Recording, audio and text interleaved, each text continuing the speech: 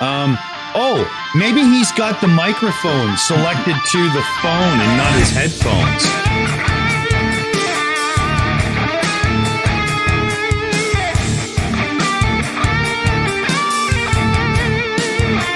Okay. How long's on the intro, Dick? Not long. As soon as you see us appear in the windows, you're live, right? Okay. Right now, we got about 20 seconds, I think.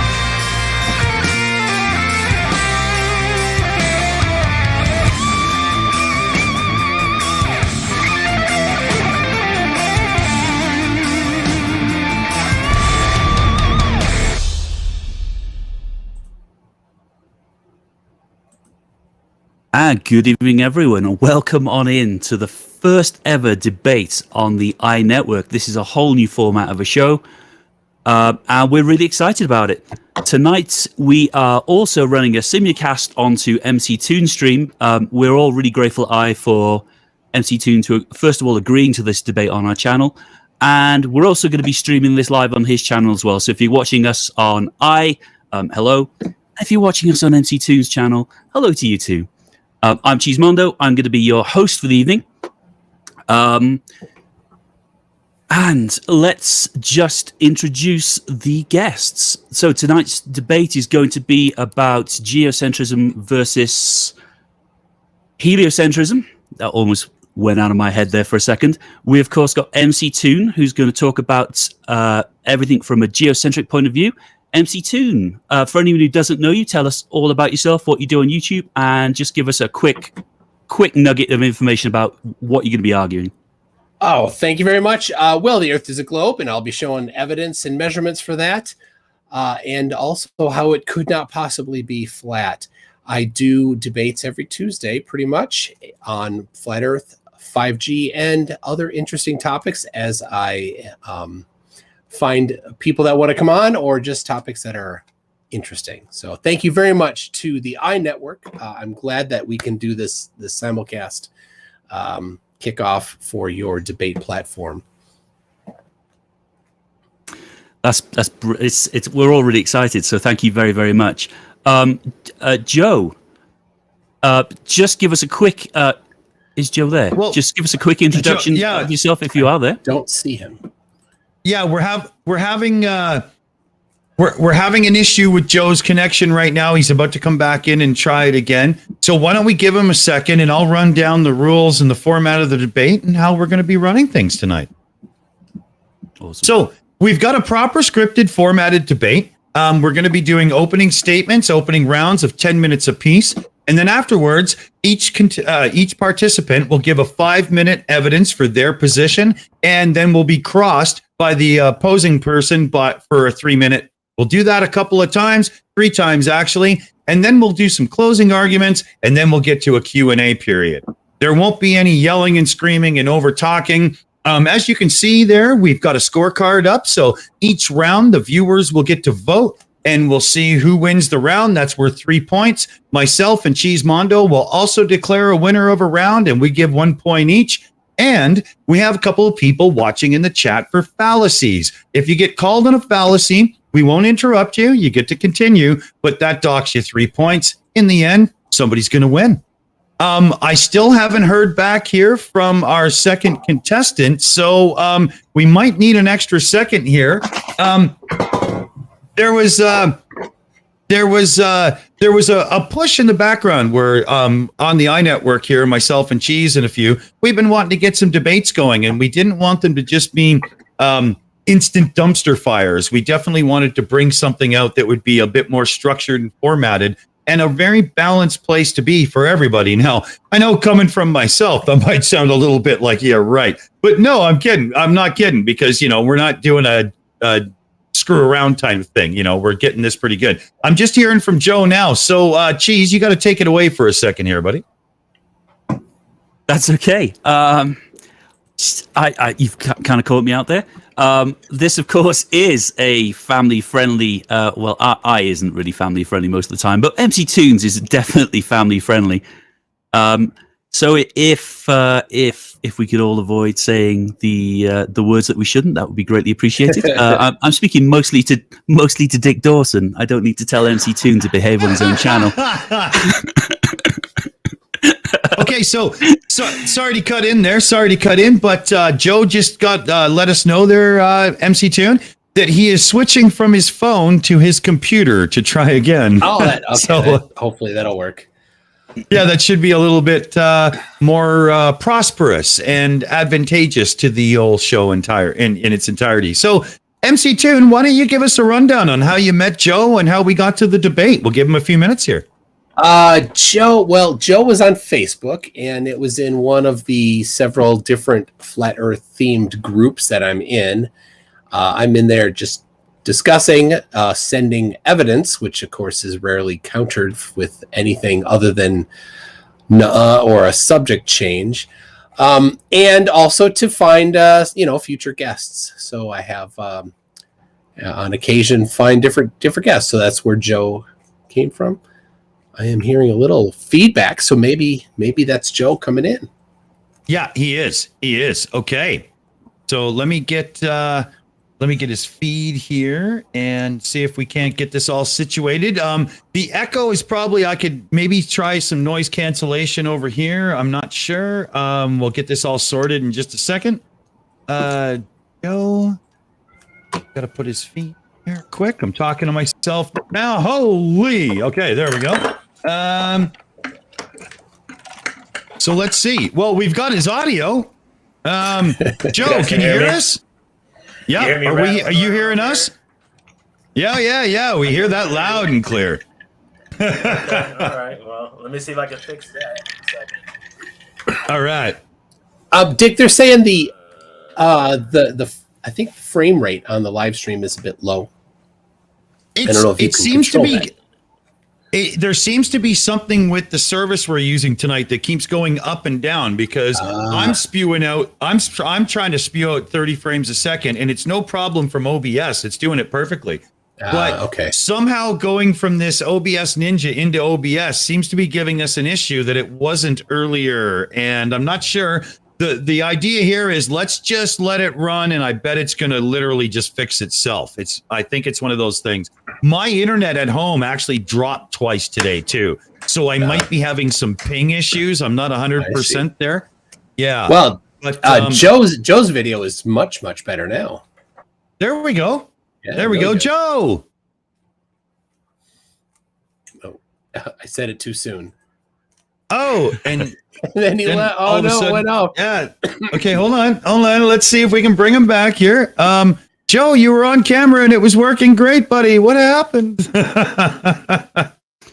And he's gone. Oh, he just left. Okay. I don't think he got the audio settings right, but he did learn how to do them doing his phone, so he should be able to get this again. Yeah. I'm just going to switch it into the auto scene switcher here as we're chatting. Oh, and it went to Joe. That's odd. Okay, there we go. He's back in. Oh, okay. Say something, buddy. Can we hear you? Oh, he's out again. That's pretty quick. Oh, here we go. Okay. Joe, are you hearing us? Okay, we don't hear you yet, so check your microphone settings with that cogwheel down in the bottom. But we see you good. Oh.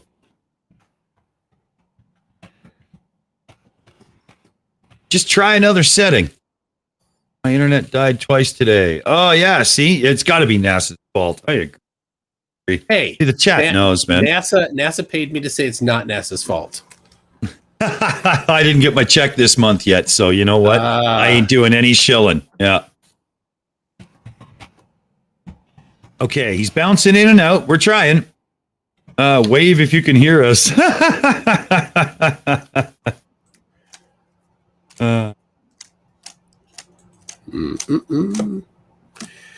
If anybody notices, I'm waiting for the bus. I gotta go to school here in South Park.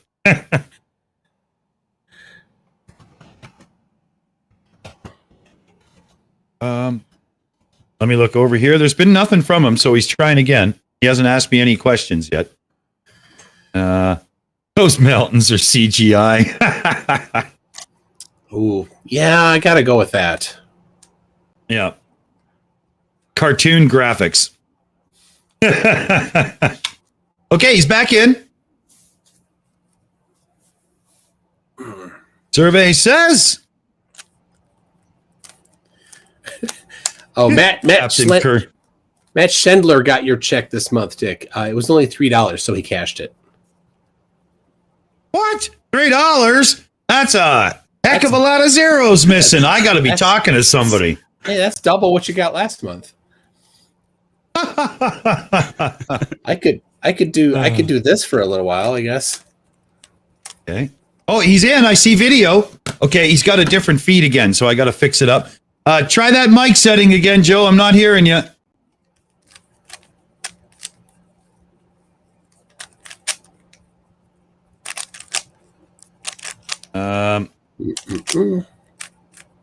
Oh, what was that? What was what? I thought I might have heard something, but I didn't. Was it my cube?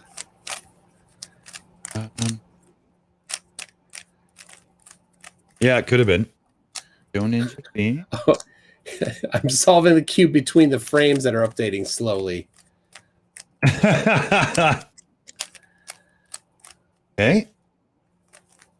Maybe you shouldn't have told anyone, and it would look like you're solving it faster than light. Yeah.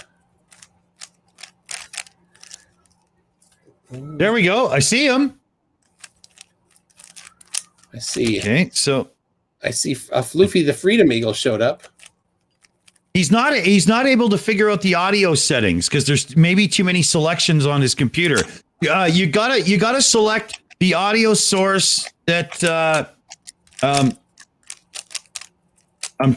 got to PM it to him because I don't even know if he can hear me.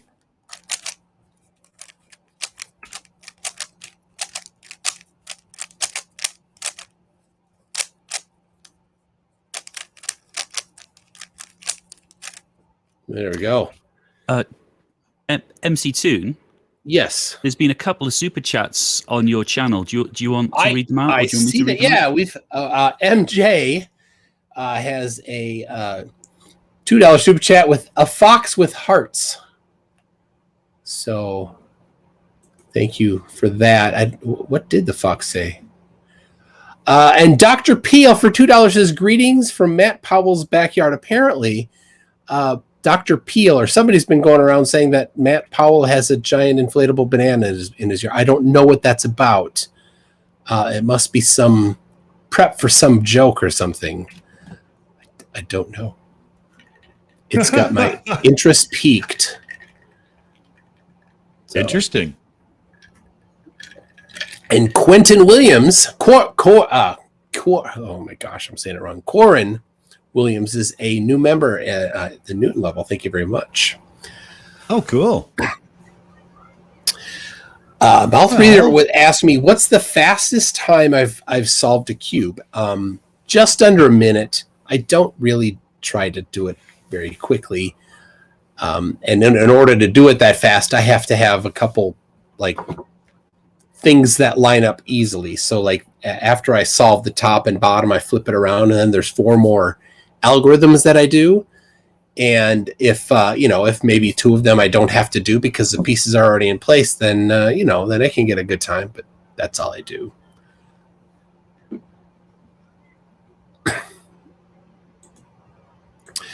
I'm just trying to send him a few instructions here.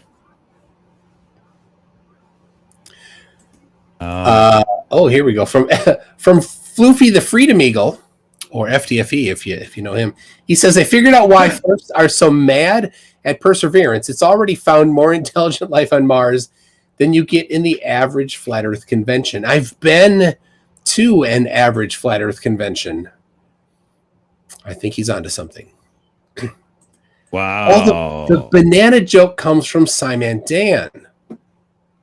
All right. I haven't seen his video that came out today, but I shall. It is required viewing, and I'm behind. Uh, with a few practice runs, I can get under a minute. Do you have a link to the algorithms you use for solving the cube? I don't. I copied them down to my Evernote notes years ago from different websites that I have. I could certainly give you the contents of my Evernote if you want. Message me on Discord and I'll do that. Cool. And I was given this. If you see this, this is a cube that is they're all the same color, this like shiny golden sticker on all the sides, but it's the sizes of the pieces that are actually different. So it makes it challenging, not because the patterns are different, but because you can't just turn it normally and like I'm doing a pattern and I like my fingers remember the pattern. And when it's like this, my fingers get all confused. So yeah. That's technically cheating. What's technically cheating? That I have them written down. I don't generally look for a 3x3. I don't need to look at all, but the 4 and 5 and up, I sometimes have to look for the parity errors. Oh, yeah. Oh, we got Joe back, but I don't hear him. Okay. He's got Bluetooth. That might be the problem. Us. He's got to connect the Bluetooth to the computer. Well, his problem is his audio settings.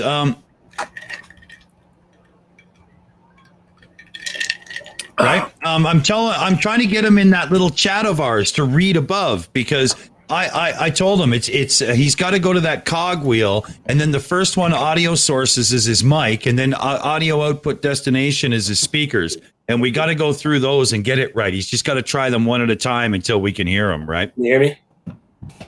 Ooh, there we go. There we go. All right. You can hear us. You're good. Yeah, man. Yeah. All I don't right. want to debate anymore. I'm going to sleep. He came, he saw, he conquered, baby. All right. We're awesome. All right. So what was happening, every time that I would join, it would ask me for the password. I'd sign in. I'd hear you guys for like 7 seconds, and then it would ask me for the password over and over and over. Oh. Yeah. So I switched to a different browser. I'm using Yandex right now, and it seems to be working. Well, awesome. This is awesome. So, geez, why don't you introduce the man? Let's do this. Why not? So, everyone, arguing for the geocentric view of the world is Joe Redmond. Joe, for anyone who doesn't know you, tell us a little bit about yourself. In a nutshell, what you believe, and how did you end up in this debate? Sure. So I kind of got baited into the debate, so to speak, in one of the Globe Earth, Flat Earth groups. You get to talk with a couple people, and they're like saying all these things and kind of bouncing back and forth between topics. And at some point, the ad homs and the personal attacks just kind of get old. So I was just kind of like, hey, like, screw it. Just let's set up a debate me to the person I was talking to. And I mean, within 7 seconds, like 3 people tagged McToon, like, hey, you should debate McToon. So I was like, all right, bet. So McToon messaged me. He said, hey, I'm down to set it up if you're down, and I'm down. So here we are. As far as my background, I'm from Chicago. I live here in Aurora, about 45 minutes outside the city. I have a background in music business. I got my degree from Greenville University in 2012.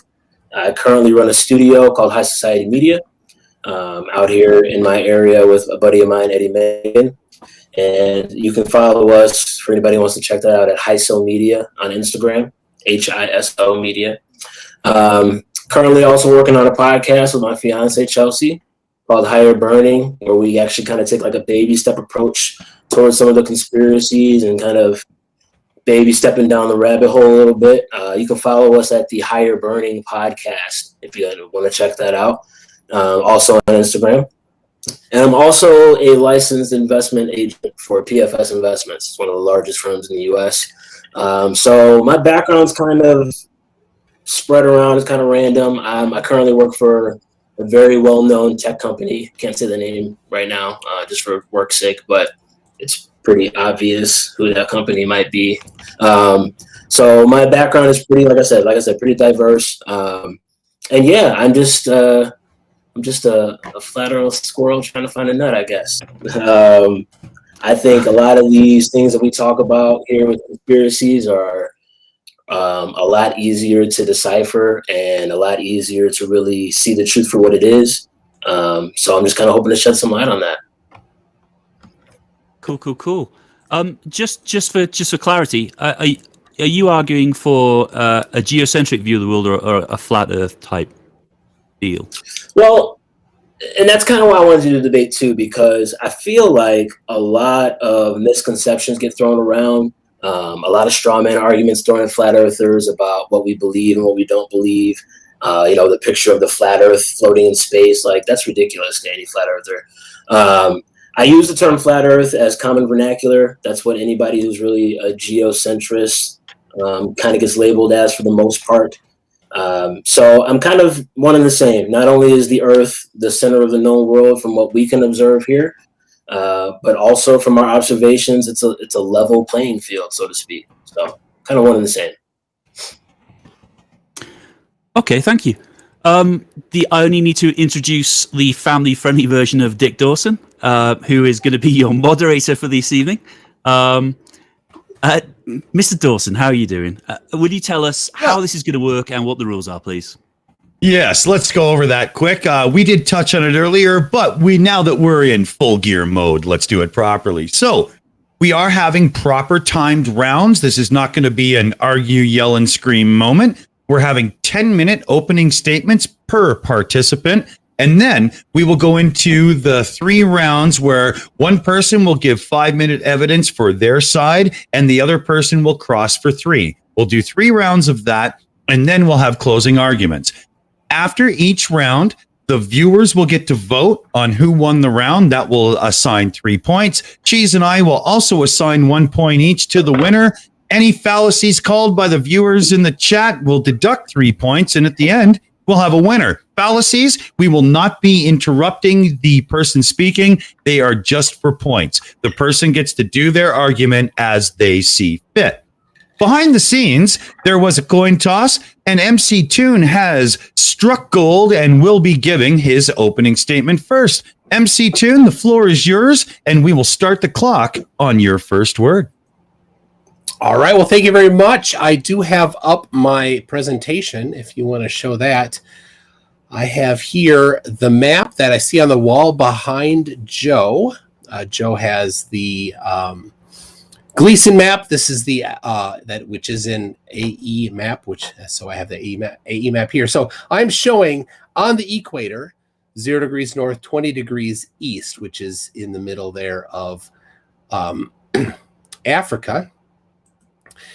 And here on this is what you would see on the equinox at sunrise on the equinox, according to this map. The sun would be over the equator, 1/4 of the way around the flat Earth map there. So that's that sun there that you see is where the AE map, the Gleason map, predicts the sun would be at the moment of sunrise as viewed from the equator at 20 degrees east. Here we have, again, sunrise and sunset, both at about 45 degrees. So the azimuth would be 45 for sunrise and 315 for sunset. Prediction for the flat Earth. But here we see the actual sunrise angle is 90 degrees. It's 45 degrees off of prediction. Also, the sunset is at 270, again, 45 degrees off of the projection. And there we go. Conclusion, observation demand that the equator be straight east-west. It's absolutely cannot be curved. So I kind of jumped a little bit to get to the conclusion. Let me just tell you, for every position on the equator, on the day of the equinox, the sun rises due east and sets due west. There is always a position underneath the sun, a subsolar point, that is necessarily due east at sunrise and necessarily due west at sunset. The only shape that the equator that works for is a non-curving straight equator, no east-west curve to it. So that's where the conclusion says that observation to man, that the equator be straight east-west, cannot be curved. So this particular map has been completely falsified by that one observation on the equator. That's it for my time. You're done, are you? Okay. Yeah. So I'll switch this over here. Let's see here. We got to get that fucking. Oops, sorry. Darn it! What is the deal? Why? Okay. There we go. Okay. Don't make me start beeping you out. Yeah. Damn near happened. Okay. So there we go. Something didn't work right. One of the buttons on the Stream Deck I probably didn't program properly, but I'll do it manually. It's okay. So there we go. The clock can stop. MC Toon has given his opening arguments. Joe, we're over to you. You have 10 minutes. I'm going to start the clock as soon as you start what you would like to get into. Just want to confirm you guys can hear me since we've had problems. Yeah, hearing you perfect. Yep, hearing you perfect. Go ahead and roll that clock, brother. All right, we're good to go. I'm going to take a pretty common sense approach to this because, like I said before, I feel like the conversation is very simple. It doesn't mean you have to believe anything that I say at face value. I'm nobody special. I'm a regular dude bringing regular facts. What I would say to start, a lot of our stories are pretty similar. Regardless of our background, we all went to school, learned the same shit from K to 12, on to college, got married, house, car, whatever. So our stories are pretty, even though we all kind of come from different backgrounds, which is why I, like everyone else, grew up as a globe earther. I've been indoctrinated, or whatever you want to call it, into the same system that McToon was brought into, the same system that Dick and Cheese were brought into. We were all kind of taught this system here. And even though I'm 31 years old now, my flat earth geocentric journey really only started about 4 or 5 years ago, back in 2016. So I say that to say that the background that we all have about the sun being 93 million miles away, the earth spinning at 1,000 miles an hour at the equator, tilted at an axis of 23.4 degrees, all of that stuff is easy to regurgitate because we've all grown up into the model. It's not difficult. It's not impressive. I think what's important to understand is that most people, all people, are driven by their worldview. I've had the opportunity to get to know people from tons of different walks of life, whether they be church kids or gang members or anybody in between. And one thing's obvious is people are driven by their worldview. Anything that we believe is connected to an action or an inaction that will eventually take. And so because of this perspective that I have, the topic of the globe versus flat earth or globe versus geocentric earth is something that's become pretty much a passion of mine, because to me, this conversation is not only one of the most important conversations to have, it's also one of the simplest things to prove. Science tells us, again, that the sun is 93 million miles away. We don't have a measuring stick of 100 miles or 1,000 miles or 20,000 miles. We can't fathom 1 million miles, 5 million miles. And so we run into this problem where, as we examine the heliocentric model, we start to realize a lot of the components of the model we can't actually observe unless you go to outer space, which, if you understand kind of the landscape of the law of the land we live in, outer space is privatized by NASA, JAXA, all the other space agencies. So you can't just throw something up there and go visit for yourself. So it's a scenario where we're brought into this model from day one since birth. We're not provided with an alternative, which means we can't even really defend the model that we have. And everything that I see from people like McToon and others who argue for the globe is really just a lot of reverse engineering or affirming the consequent. For instance, the team just made the argument that the sun being in a different area in reality versus on this map he pulled up somehow proves the shape of the earth. That doesn't make any sense. But again, if we're looking at the observation and all we're saying is, oh, this is what's happening, and then affirming that consequence to our model, it's easy to do that. Flat earthers can do that just like globe earthers can do that. But at the end of the day, we need to go take a step back and kind of just observe the basics. Okay? So my argument, pretty simple. The earth is 71% water. Water by nature seeks to find and maintain its level all the time. It's the only thing about physics that I even understand. If earth is 71% water, and water always seeks to find or always finds its level, earth is level. It's really that simple.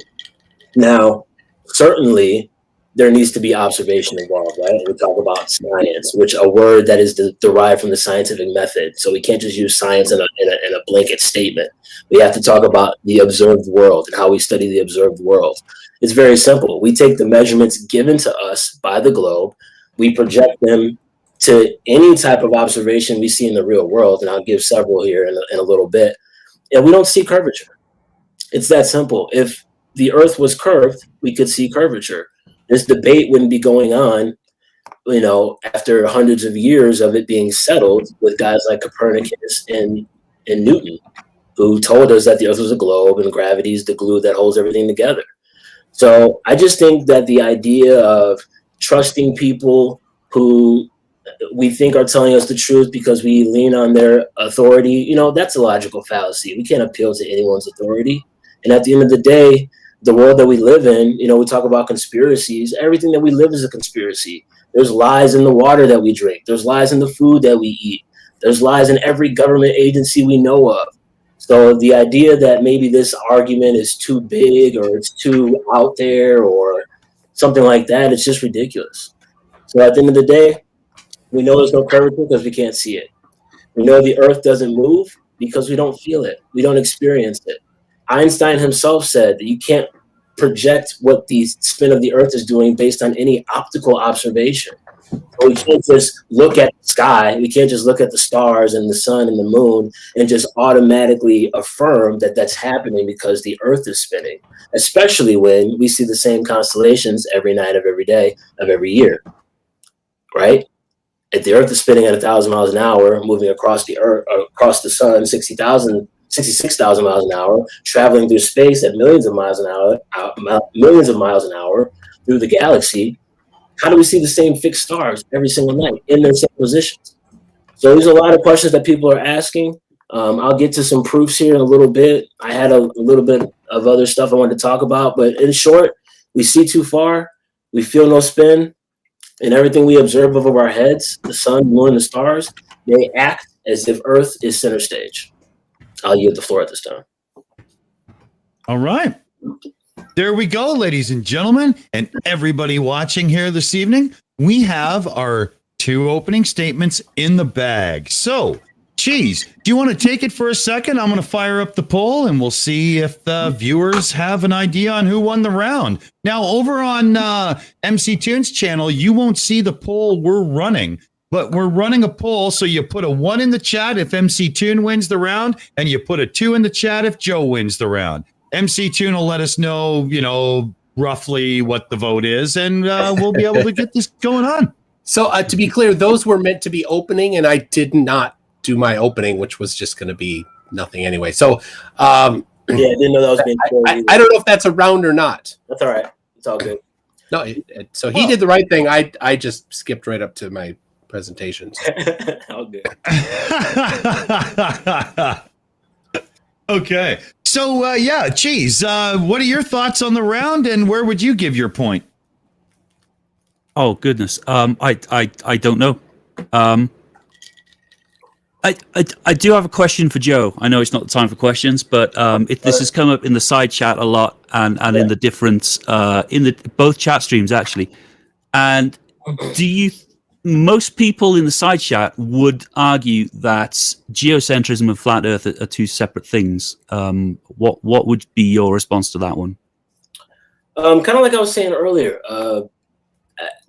in my opinion, they just kind of go hand in hand. I don't see if the Earth is what we are observing to be, which is a still stationary flat plane where everything we observe, sun, moon, and stars, kind of revolve around us, and obviously create the seasons and other things of that nature, which we'll get into obviously in this debate. I don't see how you could come to any other logical explanation other than the Earth being center stage. In fact, there's a documentary that came out in 2015 called The Principle, and it's a bunch of globe heads, 200 scientists that confirmed that the Earth has an axis, or the universe has an axis of evil, so to speak, and that axis of evil points to Earth as being in the center. So we're even having people who don't believe per se what we believe about the Earth being a flat level plane that are still saying the Earth is the center of the universe. And like I said before, even with Einstein, he admitted that the optics show proof for both sides, heliocentrism and geocentrism. Okay, All right. Cool. Cool. Just a follow up to that. Just while the scores are coming in, how long have you had this view for? If you were brought up in a globe Earth learning environment, let's say, at what point did you make the change? Is it 6 months, a year, 6 years? It's been about 5 or 6 years. Like I said, I grew up in the globe model. I even went to private school. So like for me, being a follower of Yeshua, I have pastors and teachers trying to teach me that the Bible says the Earth is, what Mictun is affirming that it is, which is a globe and the solar system and all that stuff. And the Bible doesn't even say that. The Bible's a flat Earth book, 1000%. So that's kind of where I'm at with it. It's been about 5 or 6 years or so. And not to say that the Bible is this is why I think the Earth is flat. It actually was kind of the opposite. I've been a believer my whole life. I was exposed to the information. And then really about 2 years, 3 years into my journey, I learned, oh, wow, the actual scriptures describe this in detail perfectly. The book of Enoch describes this in detail. The book of Joshua describes this in detail. So that's kind of where I'm at. Okay, good. Okay, I like it, Joe. Before, let's save a few questions for after as well, because we do want to make sure we go. So the viewers scored the round, and the viewers gave the round to Toon, so he gets the 3 there. Myself, I'm giving the round to Joe, not based on factual evidence presentation, but that was a passionate, well thought out. He went through his thing, and I really liked it. Made use of his time wisely, so my point's going there. And Cheese, what are you thinking? Well, I mean, being as MC Toon didn't present no open argument and went straight to evidence, I'm going to say a point to Joe. Very sorry, MC Toon. Okay. And Joe was also called out on a fallacy by Mike Bertelson in the chat, and he does design the nuclear systems for submarines. So that does take away a couple. So What was that? yeah. He actually wrote a couple down, but it's such a babble I could never even follow it all. The McNamara fallacy: when a decision is based solely on the quantitative observations, i.e., metrics, hard data, statistics, and all qualitative factors are ignored. And that does reference as a fallacy in the book, so we'll play along. Yeah, and I think we're good there.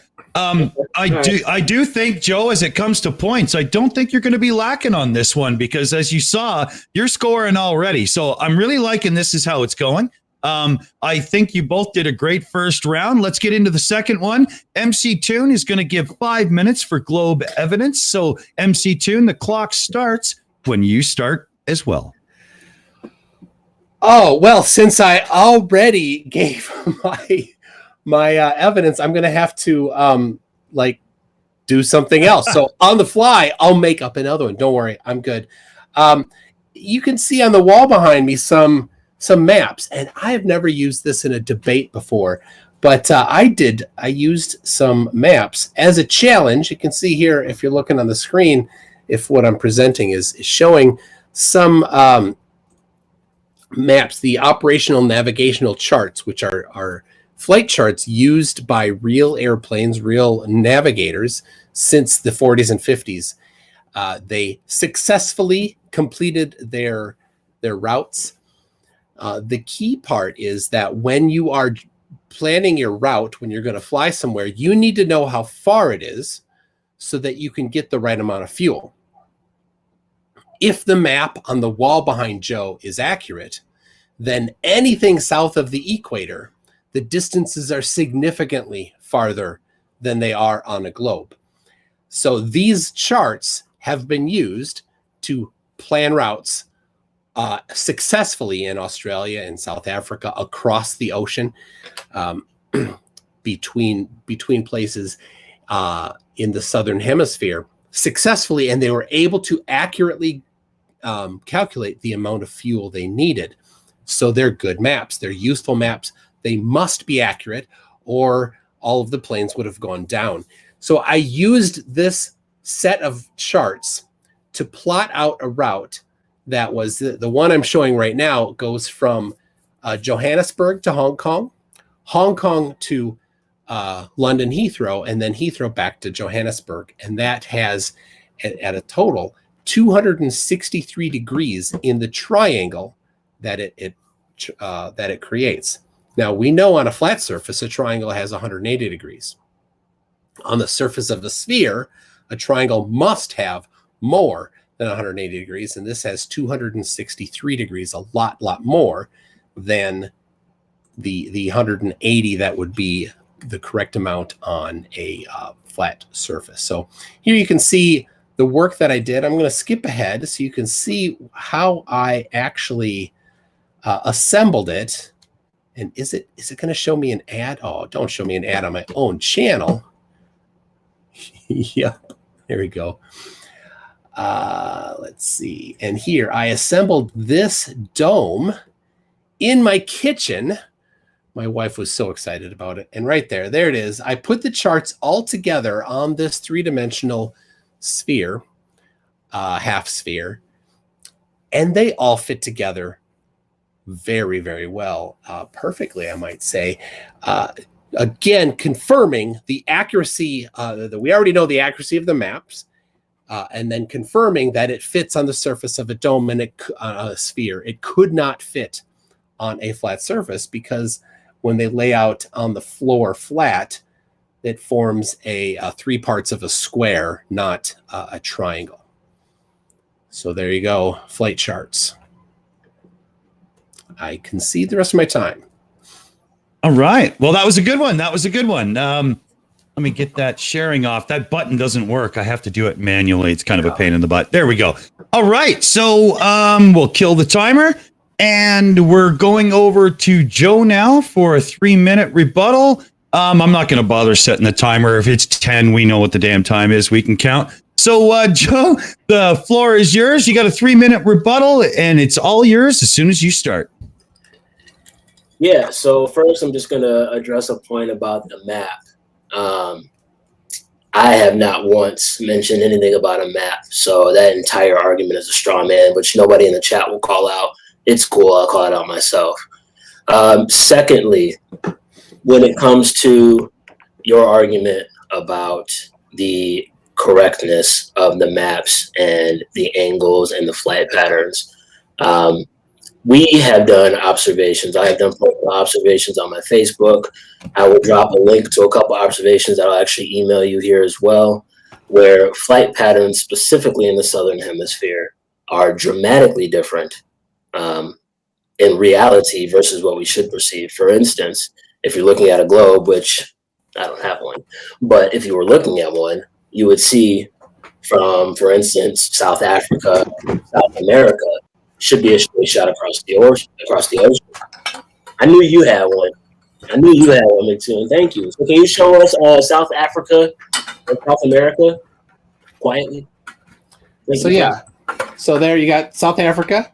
Mm-hmm. And you got South America over here. So the Great Circle route would be to go south and then come back up. That's going to be the straight route across. And can you find us any nonstop flights for that? Yes. QF 63, QF 64. Cool. We'll go ahead and post those just for verification. Look at them. But we've seen several observations, and you can actually verify this on flight trackers as well, where you can track flights in the Southern Hemisphere, and they disappear off radar entirely. After about 2 hours of taking flight, for instance, that flight I mentioned from Santiago to South Africa. Now, if you're looking at the Gleason map, which is scientifically and practically correct as it is, as it says on the map, as it claims, from South America to South Africa is a lot further of a distance. Even more dramatic, which I agree with you, Mitun, from Australia to South America is a dramatic difference. Now, if we go look at Flight Pass and we go look at the stops along the way, a lot of those flights stop in the north, in LA and Alaska, which looking at your globe, hold on, sorry, please. Yeah, go ahead. Looking at your globe, again, flying into the north to go south when you could take the Great Circle route makes absolutely no sense. But we have several observations, several flights. You can probably look on Kayak right now for those flights that show that these flights stop in Los Angeles and Alaska. And if you look, the reason being is because it forms a straight line when you go from Australia straight to South Africa, or Australia straight to South America, in the other example as well. So just because you have a map that might be accurate has no bearing whatsoever on the shape of the Earth. Furthermore, if we can find an observation that could contradict your argument, then we know that your argument isn't an absolute, which would make your argument a fallacy because you're affirming the consequent. You're saying that because we see something happen, that the only way it's possible is your explanation, and that's just not the case. I'll end my time there. Okay, so QF 63 and 64 is Sydney to Johannesburg. Then you've got SA 222, SA 223, which is Johannesburg to Sao Paulo. Direct, nonstop, does not cross the equator. Direct to nonstop. Hold on, I'm not done. Hold on. I'm sorry. You're right. You've got LA 800, LA 801, which is Auckland to Santiago. So you can get between Australia and South America. You've got Perth to Johannesburg is SA 280, SA 281. And you've got Auckland to Buenos Aires, which is ANZ 30 and ANZ 31. So all of these continents have multiple flights connecting them all direct. None of these that I listed cross the equator. None of them go to the northern hemisphere. And we're talking Australia. Okay, hold on, guys, because we're going to lose our format here. You're right. Right. So Joe had his 3-minute cross there. And so that does end a round. Now, Joe's about to start a 5-minute proof of geocentrism. So why don't we just do a quick little debate or a quick poll in the chat there and let everybody have their minute? Cheese, you're back and all. Did you hear everything? Are you up to speed and whatnot there? Because they got a little back and forth in too. I did let a little one go. That was great stuff. It was interesting. So where are you landing here? Oh, that's okay. So I'm not really supposed to have an opinion, but that idea of planes disappearing from radar in the southern hemisphere is one that is thrown out quite a lot. There are some limitations of radar, but there's also that idea that there aren't direct flights. But then, why would there necessarily be direct flights? So I'm if I was going to award points, I would probably give that one to Toon. But it's going really well. I just want to say thank you to both for keeping it friendly and allowing each other to talk, which is the most important thing, is allowing each other to talk. And you're both doing a really great job. So thank you very, very much. Excellent, Cheese. Excellent. I myself am going with Toon on that round. I think Joe really, really presented his case really well. But there was a couple of things where, just my take on things. I got to go with Toon. And I am going over to the poll right now, and we're going to look. And the viewers have voted Toon on the round as well. I'm just ending the poll there, so we'll get this all in.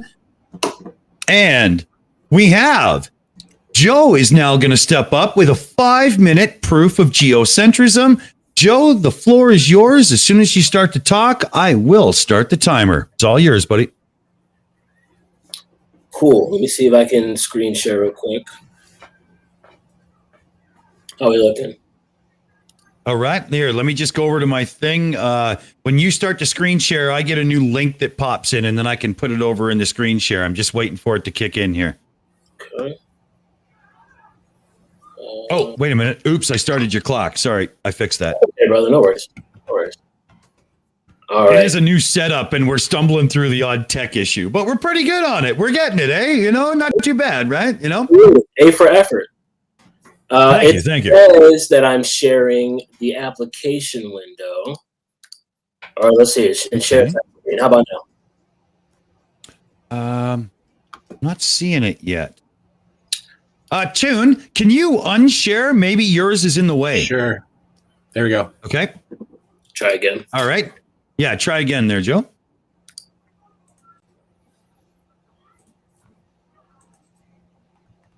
I just did share. Okay. I'm just waiting for it to pop up here. See if it does. Come on, please. Please. Give us some. I'm still not seeing it for some reason. It's not coming up. Try to just share Safari. Oh, I know that word. We're on a Mac. All day. That's what I've been a use. lifelong Mac user until about 2 years ago, starting to do this OBS for streaming, because there is a few benefits to being a producer on Windows. But a participant, you know, it should be fine, right? Yeah, I agree.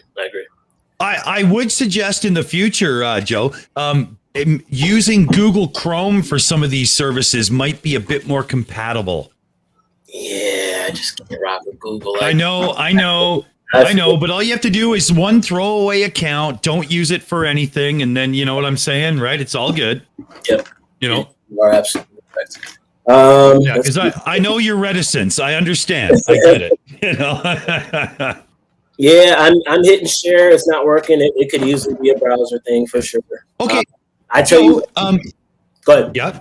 Go ahead. Yeah, well, if you want, try emailing it over to me. And then, if you got a different argument that's more verbal you want to bring up now, we could do the presentation for the next one if that works. Yeah, let's take a look here. Sure.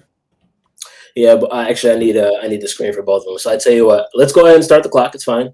I just want anybody listening to do a simple Google search of flights from Santiago, Chile to Australia. You can scroll through this entire page on Google's flights. There's not a single nonstop. The minimum stops on these flights are 3 stops. So again, if we're seeing nonstops, I would like those links emailed to me so that I can verify that for myself, because this is saying otherwise. With that being said, actually, you know what? I did find some. Oh, these are different areas. Never mind. So yeah, I stand as I said before. I don't see any nonstops. But that's okay. Let's go ahead and jump straight into my first proof, which is the fact that there is no visible curvature. Now, anyone can go on Google, and I will do this since I can't screen share, and I'm going to type in Earth Curve Calculator. And when you do that, the first thing that comes up after the Google Play links is omnicalculator.com, OMNI calculator.com, Earth Curvature Calculator. You can take this calculator, put in the distance to the object, how your eyesight level is. So I'm just under 6 feet. So any eyesight observation, I put 6 feet, for example. It will tell you the distance to the horizon. Now, this is pretty much common sense. If the Earth is a globe, we should have a physical geometric horizon, right? Now, we may see the perception of the horizon differently, which would be called the apparent horizon. However, there should still be physical Earth curve obstructing us from seeing certain things. So with that being said, I will go to my history here, and anyone on YouTube can go to the channel of a guy named Joshua Nowicki. His last name is Nowicki, and I have several videos of him in my history here.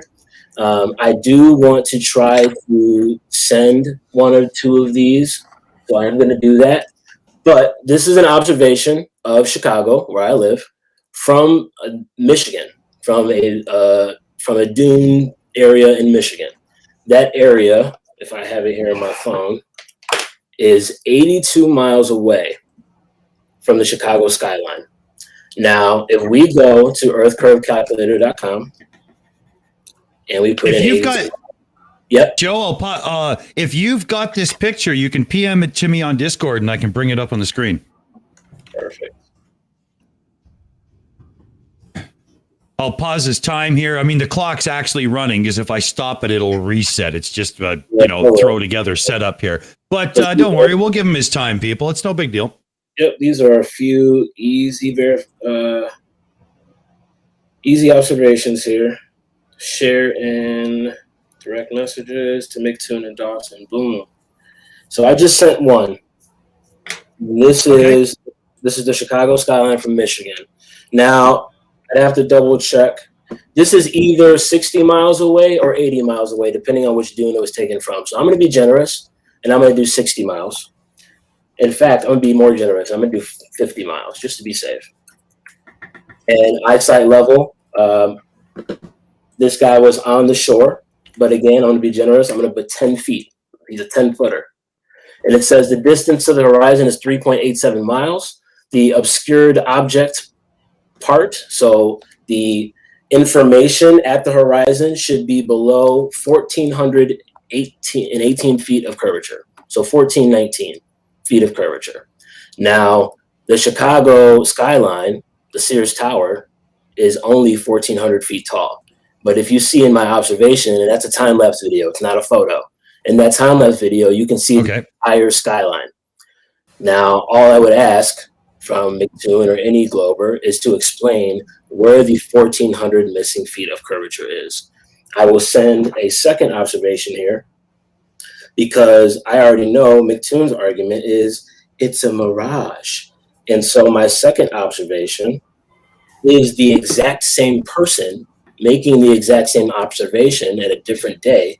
And in this observation, you can see that the skyline is miraged. You see the skyline here, right? All the buildings right side up, but you also see the invert of the buildings upside down, right on top of it. So we can obviously tell the difference between what's a mirage and what's not a mirage. These are two observations from the same location showing the same phenomenon. So we know that the atmosphere can change and have an effect on how we view things. But if we're talking about Earth being a ball, we're talking about a physical obstruction, which means I don't care what the atmosphere is doing. There's no reason to see a building that's only 1,400 feet tall at a distance where the entire building should be 1,400 feet below you. That's one observation there. I have a couple others that I can send, but I'll really leave it at that. The Earth is not curved because we do not see curvature. Actually, I'll go ahead and give one more example. I'm sorry, just to do it. The world record for the longest photo. Let's actually go ahead and type that in on Google. World record photo. Longest photo.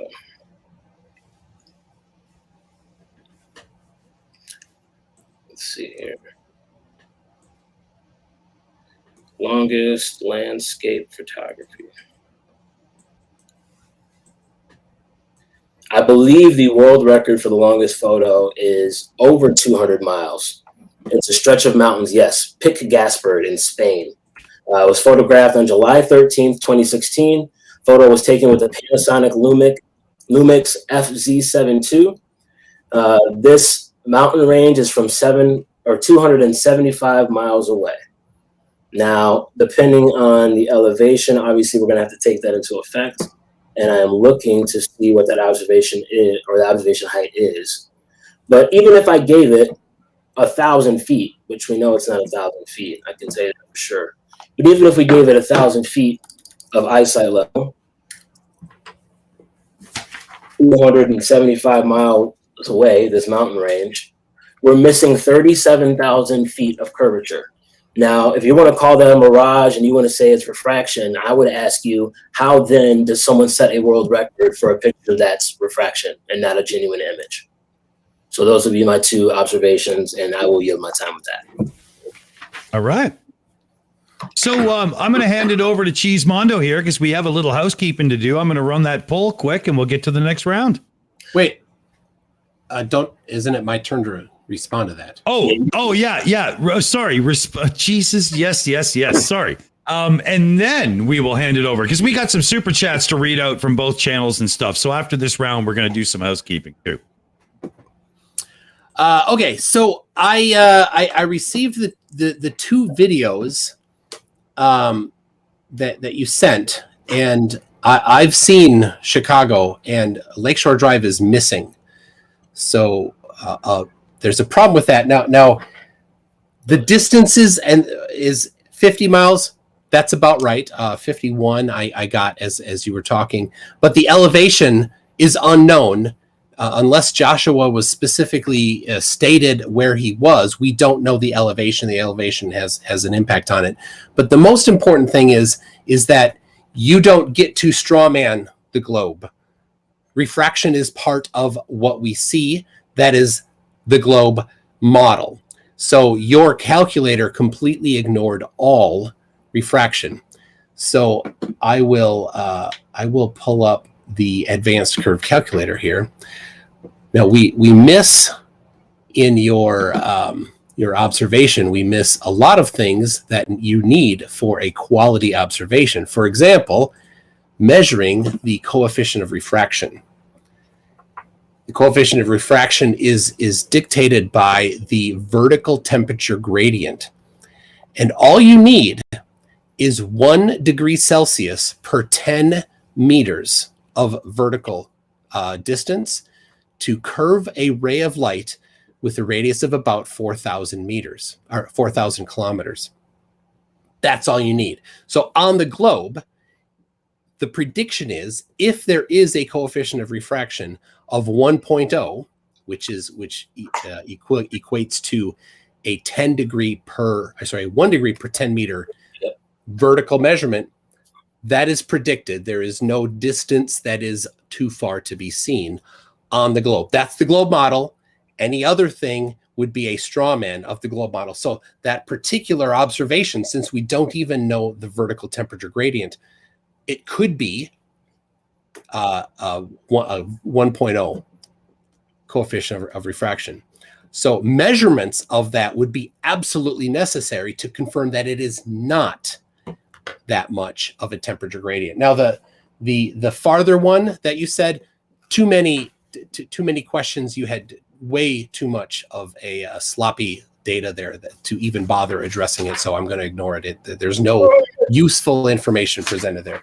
So the video, the photo and video from Joshua Nowicki, the bottom is obstructed, as is predicted on the globe, and the refraction, not mirage, the refraction predicts that we should be able to see it if the temperature is correct, is favorable to it.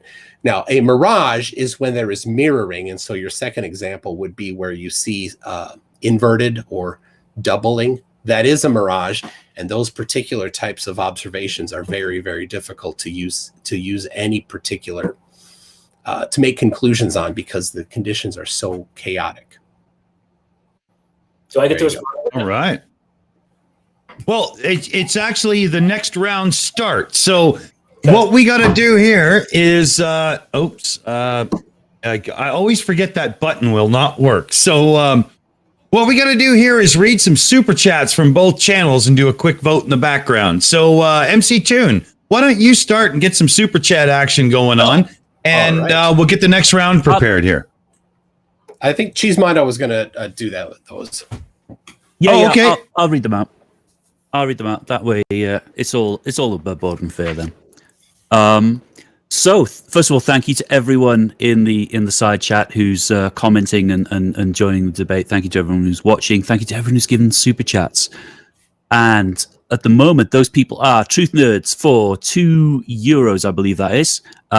And some of these are going to be out of context because they were sent earlier. So if it doesn't make sense, I'm sorry. But the question from Truth Nerds said, but Toon, what flight charts do angels use? Stringer News 1 for $2. And again, this goes back to the first round. Joe, you mentioned a map just now. And then LB Things Stuff and More donated $2.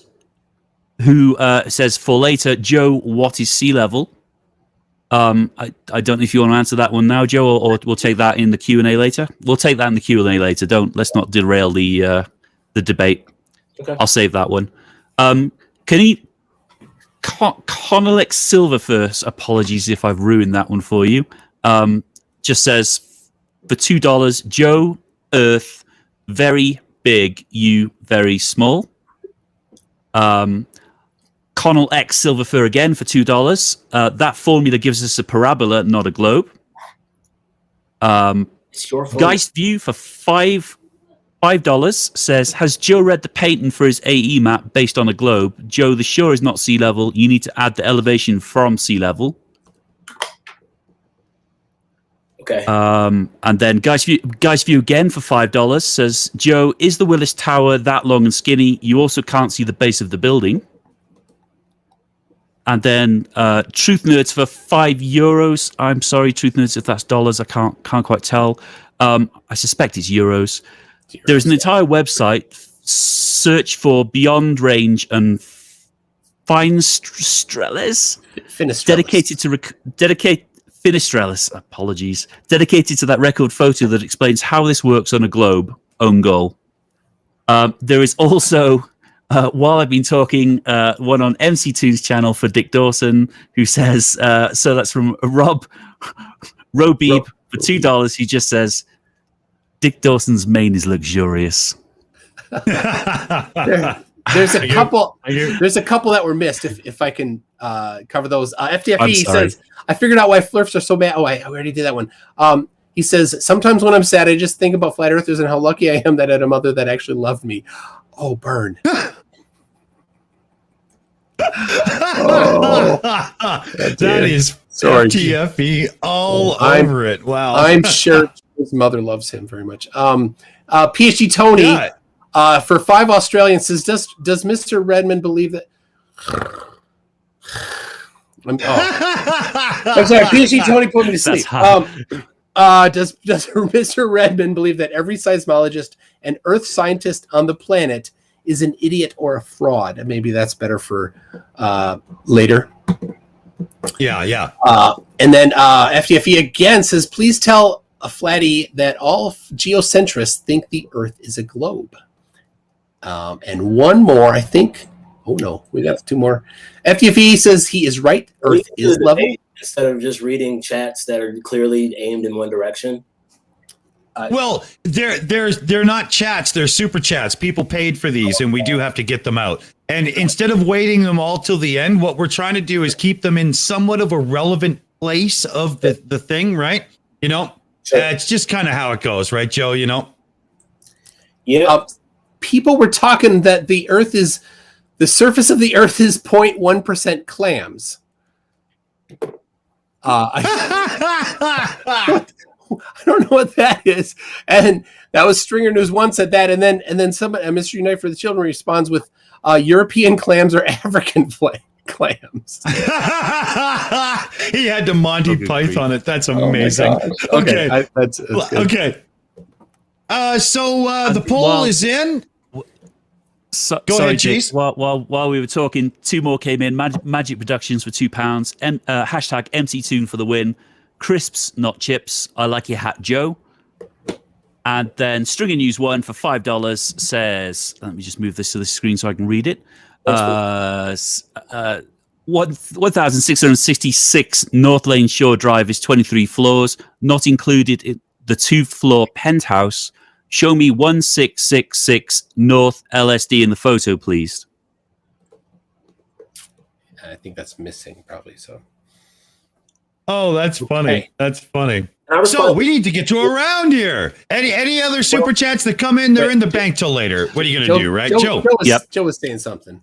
I'm just saying, like, you guys just read 5 minutes of super chats aimed directly this way, and I don't get to respond to anything. Yeah, you're going to get to respond to the proper ones at the end of the round. We've got them saved for you and whatnot, right? For the Q&A period, right? So yeah, you're not getting left hanging here. No way. All good. So next round is who's going first on this round? I forgot after that, to be honest. Joe, did you do that and then I responded, or is it? Yeah. It's tunes up. Okay. All right. So yeah, when you start, so does the clock. It's all yours, Tim. All right. Here we go. So if the Earth is a globe, then with increasing elevation, the horizon must dip. It must go down. There's a formula for that. It's not a lot, but at 35,000 feet where you're in a plane, it's about 3 degrees, which you can't generally see with your eyes unless you have a reference of some sort. So fortunately, there's a cheap app you can install on your phone called the Theodolite app that can measure and show you where eye level is. And I am presenting. Is that being shown? On my website, I have some of these pictures talking about the horizon and rising to eye level. If the Earth is flat, then depending on what the idea is, if it's infinite plane versus a dome with an ice wall, the horizon would either perfectly rise to eye level or be less than 1/100th of a degree. Of course, depending on the direction you're looking and where you're at. So I took this particular picture flying from Anchorage, Alaska to Minnesota. And you can see, I'll make it bigger here. I was at 35,000 feet, and you can see the coordinates there. I'm at 60 degrees north and 128.7 degrees west, which puts you over mountains about the Yukon Territory. That horizontal line across the screen there is eye level, according to the Theodolite app. The accelerometer in the phone does that. It has an accuracy of, the phone has an accuracy of 0.01 degrees, and the app only reads to 0.1 degree. And you can see there it is the two lines are actually overlapping at both 0 degrees and then 0.1 degree up. You can see there that circle, that is the moon, which did not rise to eye level either. The top of the moon is even with that. If the Earth were flat, then the highest part of the moon at that particular time would be about 35,000 feet in elevation. That's a pretty low moon. But below that, you can make out the clouds, which are below that square, which is where the horizon is then farther down from there. So the horizon did not rise to eye level. It neither did the moon. That's not the only one. You want to repeat observations. Here's another one from, I clicked on the wrong thing there, from Slug Brains. No, it put me over to Twitter. We've got from D Wolfman, same thing, video there, that's dead. And then we've got this video here. They used a water level to measure. Right here we see at sea level in Malibu. Then they went up a mountain. There you can see at 1,200 feet that the horizon does not rise to eye level. And then we can go farther up there on the top of Mount Wilson. Let's get where it's lined up. Right. There we go. Again, the horizon does not rise to eye level. In fact, the horizon never rises to eye level. It must if the Earth is flat, and it must dip if the Earth is a globe, falsifying the flat Earth model and confirming the globe model. I can see the rest of my time. Oh, okay. I wasn't expecting that. There we go. All right. I would say that was, oh man, I keep forgetting that button. Won't let it go. He gets to cross it. Yeah. But that was well presented. Good stuff. And Joe just sent me a video in the background for his cross. So I'm setting it up now here, Joe. Your videos, when I try to bring them into OBS, Joe, are being a jerk. So I just need an extra second because I want to set this up in a way that is, fair and is going to get a good capture for you here. So I just need one more second. I wasn't expecting to do this, but it's worth it because, So where is it here? What did you call them? The video? What is its name? RP reef. You talking to me? There. Yeah. I'm just trying to load up this video that you sent me over here, and I've had a real issue with my system trying to play your videos earlier this evening as well. It's kind of strange. Okay. I'm not really sure, but again, it does not even want to bring it up for me in the OBS thing. Let me try adding it a different way. Hold on. Okay. 'Cause that's not helping. And we'll try just dragging it right in. And see, when I drag it right in, I get this crap. So It's all good, brother. No worries. Hmm. I'll tell you what I'll do is let me just go into some of these here, and I'll just take a quick screenshot. you know, they come up like they're vertical videos for some reason, but I know they're not because I've opened it in a different app and they come up widescreen. So it's kind of strange. I'm not really sure what to do about that for you here, dude. That's right. It's no worries at all. Oh, maybe I have an idea. Okay. Maybe I have an idea. One more second here. And let's see. There we go. What do we get from this? It still doesn't want to play it. I just can't get that video to play in my thing. It just always comes up like, oh, I see it's rotated. I get it. Weird. Doesn't show up that way for me, but you know, whatever. Yeah. So here we go. Here we go. All right. You want your video played? I got it now, man. I got it now. I got it. What is that? It's hard to see. Is that upside down, Dick? It's upside down. Oh, okay. I rotated it the wrong way. I can't tell from over here. Hold on. Transform. Where is that goddamn command? So that way, and I have to do it again. There. That works, right? Yeah. Oh, that actually, what you have there is what I sent last time, but that's okay. No worries. That works. Okay. I can go back in and get that other one. No worries. I'll tell you what. I'll send you this. I'm sending you a picture of the video, so we can just show the. And the reason that I say it's okay, and you can go ahead and start the clock. The reason I said it's okay is because people are doing these observations all over the place. I'll say it again, if the Earth is a globe, then as you ascend, and Mixon, you admitted to this, the horizon should dip. Now, the numbers that we have for the horizon are given to us by the proponents of the globe. These are not flat Earth numbers. These are numbers that are given to us.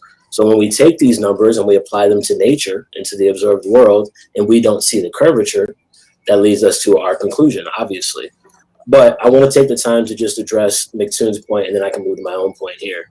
You said that if the Earth were flat, the height part of the moon would be X amount of height or be limited by a certain vantage point. Is that correct?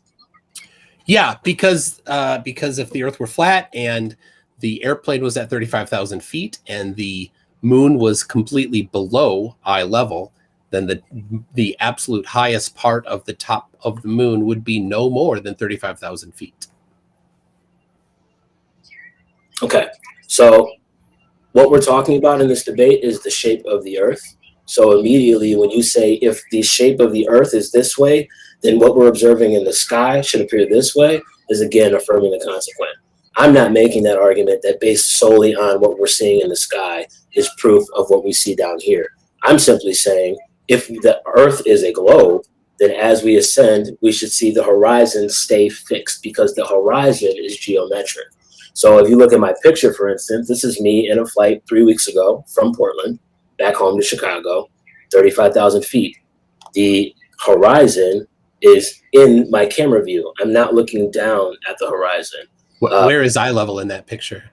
We're not arguing about eye level. We're simply stating the fact that we can see the horizon without. Which matches the globe prediction, of course. Right, but it also matches, and this is my time, by the way, but it also matches the observation that we're saying, which is the Earth is a flat, extended plane. And as you lift off of a flat, extended plane, you will see the horizon start to go away from you, but it doesn't descend below you. And that's exactly what we see here at ground level, sea level, whatever you want to call it. That's what we see here at 30,000 feet. That's what we saw in the Felix Baumgartner jump from 120,000 feet in the air. In fact, one of the biggest proponents of the globe, Neil deGrasse Tyson, readily admits himself that whether you're at sea level or cruising altitude or 125,000 feet in the air, you cannot see Earth's curvature. So making the argument that the Earth's curvature is not visible is also following line with our argument that the curvature is not visible. We're just saying it's not there. You're saying that we can't see it because of this, that, and the other. And both arguments are valid. I'm not saying your argument's invalid. It's just not sound when we apply it to nature and you apply your results and you say, because we see this observation, this must be the case as to why it's happening, when clearly we can demonstrate how simply that's just not the case. All right. Is that your time, Joe, or do you want to keep going? You still got like a minute on the clock there. I mean, the only thing I would say, I guess, to go back to your other point, actually, you know what? No, I'm gonna leave it. I'm gonna leave it. You good? All right. All right. A lot of what I was asked in the super chats, so I can just address it. Mm-hmm. Okay. Yeah, that was a nice exit too. I think you done that well, man. I like that. So the clock's down and we've got rebuttal time. MC Tune, I do have that photo loaded if you'd like it back up, because I had a feeling you would. But when I shut up and you start, floor is yours. There you go. Yeah. No, yeah, sure. Actually, that was my cross X. This is my time. Yeah. Oh, have I done that again? Okay, I have a little thing on a spreadsheet that's supposed to keep me going through each round, so I don't have to pay attention. And it fell out of sync, and I'm lost here now. So I'm gonna have to actually pay attention. But I was a little concerned with the new OBS build and whatnot, so I tried to do that to I didn't have to think, and that's not really the best idea. So, geez, what do you think? Oh, dear me. It's a tricky one again. I'm hearing a lot of the same points and arguments that we've seen in the 200 proofs from Eric Dubay. We've seen them from Oakley. We've seen them in a lot of places. And it's more about misunderstanding the world around you than actual observations. So I'm gonna have to go with Toon on that one. Sorry. And Joe, just so you know, I'm not stitching you up. I'm going to keep those questions, and we will give you a chance to rebut them in the end. Joe is getting my point on this round because before I had the chance, he said, "Hey, wait a minute, this is my time," and that alone, the way he did it in the class he did it with, and he didn't get all argumentative and stuff. He's getting my point right then and there. Absolutely. And I'm going to look over to the vote. It's a good point, isn't it? Hold on. I go back. Joe gets the point. You're absolutely right. Okay. Yep. There we go. Right. It makes sense to me. It totally makes sense. So here, I just gotta hold the button or something. I forgot how that works. Okay, there we go. And we're into the next round. I'm pretty sure that you guys more than me know who's supposed to start right now. So I'm just a kid in there. So I do believe that Joe gets a big turn this time, right? Yeah. I just want to address my second point, and I will grab an observation here in a second. My second point, like I said in my opening, first point is we don't see curvature. I've given several examples. There's plenty more. And Cheese, you alluded to the 200 proofs.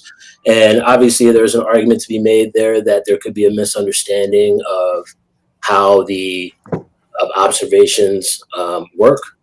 However, at the end of the day, again, we see too far, which basically disproves any type of curvature math that we've been given, especially when you consider that the radius of the Earth is what this is all based on.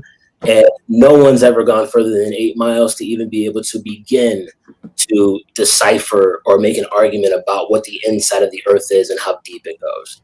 So that was my first point. My second point is pretty simple. The Earth doesn't move. The only example I'm going to use is the Felix Baumgartner space jump.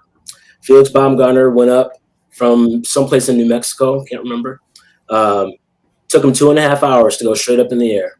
Now, if you watch that footage, and I'll go ahead and send this footage to you, Dick, here in a second. But if you watch the footage, wait, you can't play that. That'll get a copyright strike. Okay, cool, perfect. Oh yeah, even better. Yeah, that'll They're kill us. aggressive on that. Yeah. Thank you for that, Mitsui. If you guys go and watch that, this guy went up 128,000 feet in the air. It took him 2.5 hours. Now, based on the observations and the mathematics that were given, if the Earth is spinning 1,000 miles an hour at the equator, then roughly the Earth should have spun 2,500 miles in his 2.5 hours, depending on where he is. Now, obviously, we're in the northern hemisphere. The Earth doesn't spin quite at 1,000 miles an hour, but for simple math's sake, we all get the point. He goes up 2.5 hours for the Red Bull jump. Okay. Not only can we see a horizon in his mirror at 128,000 feet, which again would negate the idea that we're living on a globe with a fixed geometric horizon if we're seeing that horizon 128,000 feet in the air. But more importantly, on my point that the Earth doesn't spin, when Felix Baumgartner landed, he landed 45 miles away from where he started. And he landed in the opposite direction of Earth's spin. So all we're saying is if the ground underneath you is moving, as you ascend, the ground should still be moving. When you come down, Felix should have ended up in the Pacific Ocean, but he didn't.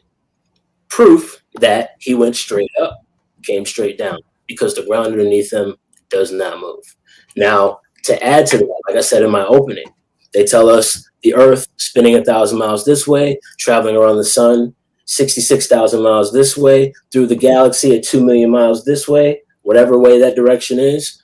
And yet we see the exact same fixed stars in the exact same places every day of every year.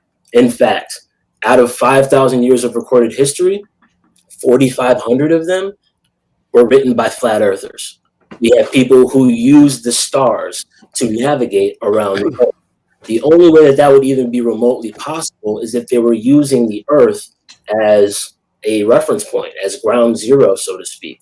Otherwise, that wouldn't even make sense. So our entire argument, just like with we don't see curvature, therefore it's not there, we don't feel or experience spin, therefore it's not there. We've had several high-class experiments done in the 1900s, Michelson-Morley, Michelson-Gale, Airy's failure. All of them, the purpose of those experiments were to detect the Earth's spin as it relates to the atmosphere, or the ether as they called it back then. All of those experiments failed. So all we're saying at the end of the day is, with failed experiments on top of observation and a little common sense, it's easy to understand that the Earth is at the center of what we observe, and everything that goes around us is a result of Earth being the center stage for the universe, or whatever we want to call it. Universe, whatever, doesn't matter. That's my argument. That's my time. All right. Good. I think we got that in well, and I think it's over to MC Tune right away. Why even bother stalling? All right, I got 3 minutes. That I got three major topics that he covered there. Number one, conservation of momentum is the third law of motion. The Earth predicts that Felix Baumgartner would not move at 1,000 miles an hour because he's already moving with it. Just because he leaves the surface of the Earth doesn't mean he loses the momentum that he already had. We teach conservation of momentum to elementary school children. It is solidified in middle school. This is basic stuff.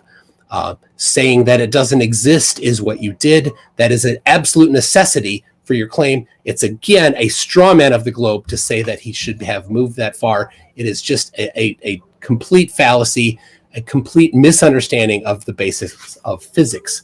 That is the indoctrination of flat Earth right there. Because Joe, you know that, you were taught that, and it was untaught to you by the indoctrination. Number two, exact same stars. We do not see the exact same stars. They do move. They have been documented to move. mctune.net/Polaris, my website.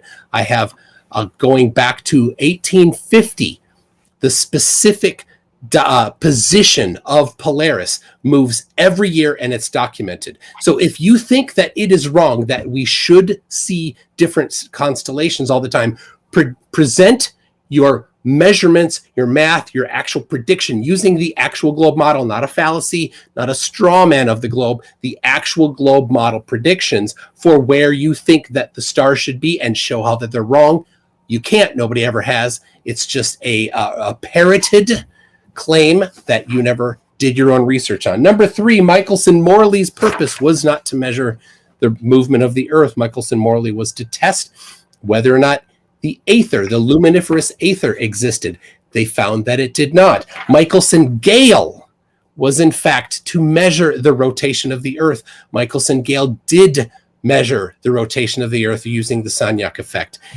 To note that, to claim that in your own thing, when you clearly did not read the Michelson-Gale experiment, is quite embarrassing because it measured rotation. It absolutely measured rotation. You shot yourself in the foot by bringing it up because you give it credibility. You say when you bring it up that you accept it as legitimate, and it contradicts stationary. Final thing for reference, if you want to go to my website, mctoon.net/spin, I have 14 measurements of the rotation of the Earth using multiple different methods. And the final one, to go back to your quote mining from earlier, you said that Einstein said, and I'll quote him, "Since I have come to believe that the motion of the Earth cannot be detected by any optical experiment," and then you cut off his sentence. The sentence continues, "Though the Earth is revolving around the sun." The specific thing he was talking about was looking at the rotation of the stars, because in isolation, you cannot tell whether the stars are moving or the Earth is moving. But when you bring other factors into it and other ways of measuring rotation, it absolutely confirms it. There you go. All right. Clock is stopped, and we're all done for the round. I'm going to hand it over to Cheese Mondo for his thoughts here, and we're going to get the vote up quick. Apologies, I was just collecting some super chats that I'll read out later. Again, I'll throw a point to Toon on this one. I think we're just seeing some of the same classic, and somebody made the point in side chat, we're seeing some of the classic FE arguments here coming back out, and you can find debunks for these on YouTube. There's going to be a lot of them. So that's where I'm at right now. Yeah, they're everywhere. Doesn't make them true. All right. I'm throwing the point at Toon on that round too. I thought the wrap up was concise. It addressed every point and it was bang on.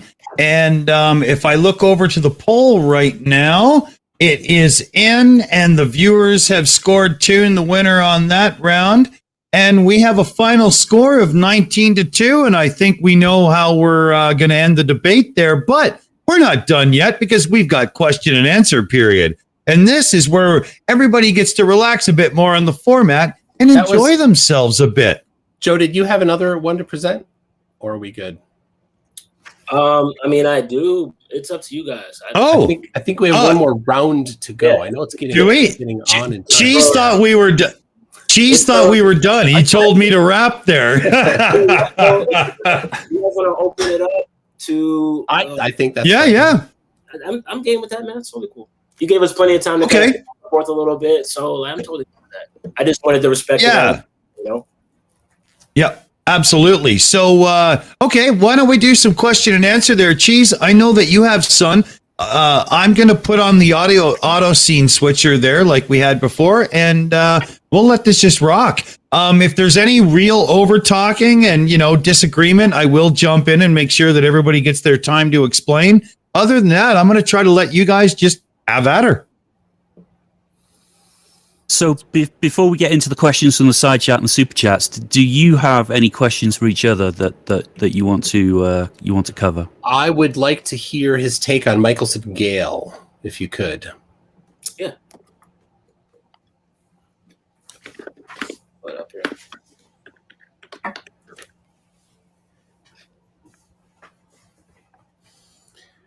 So I have linked it in the chat for everybody. They can bring it up themselves, and I can send it to you if you want. I don't know if you've read it or not. Yeah, so I won't go into too detail of this because, to be honest with you, I'm not super educated when it comes to the details of, like, I would say, complex science, to be honest with you. I've never been a person that's enjoyed science. I've been my whole life. I believe you. Yeah. Another ad hom attack, by the way. What I would say is all of these experiments are inferring the model into the experiment. And so, again, if you're going to run these type of experiments like Michelson-Morley, Michelson-Gale, whatever the case may be, there's no isolation happening here of the Earth from a separate secondary resource, so to speak, where you can actually compare the two.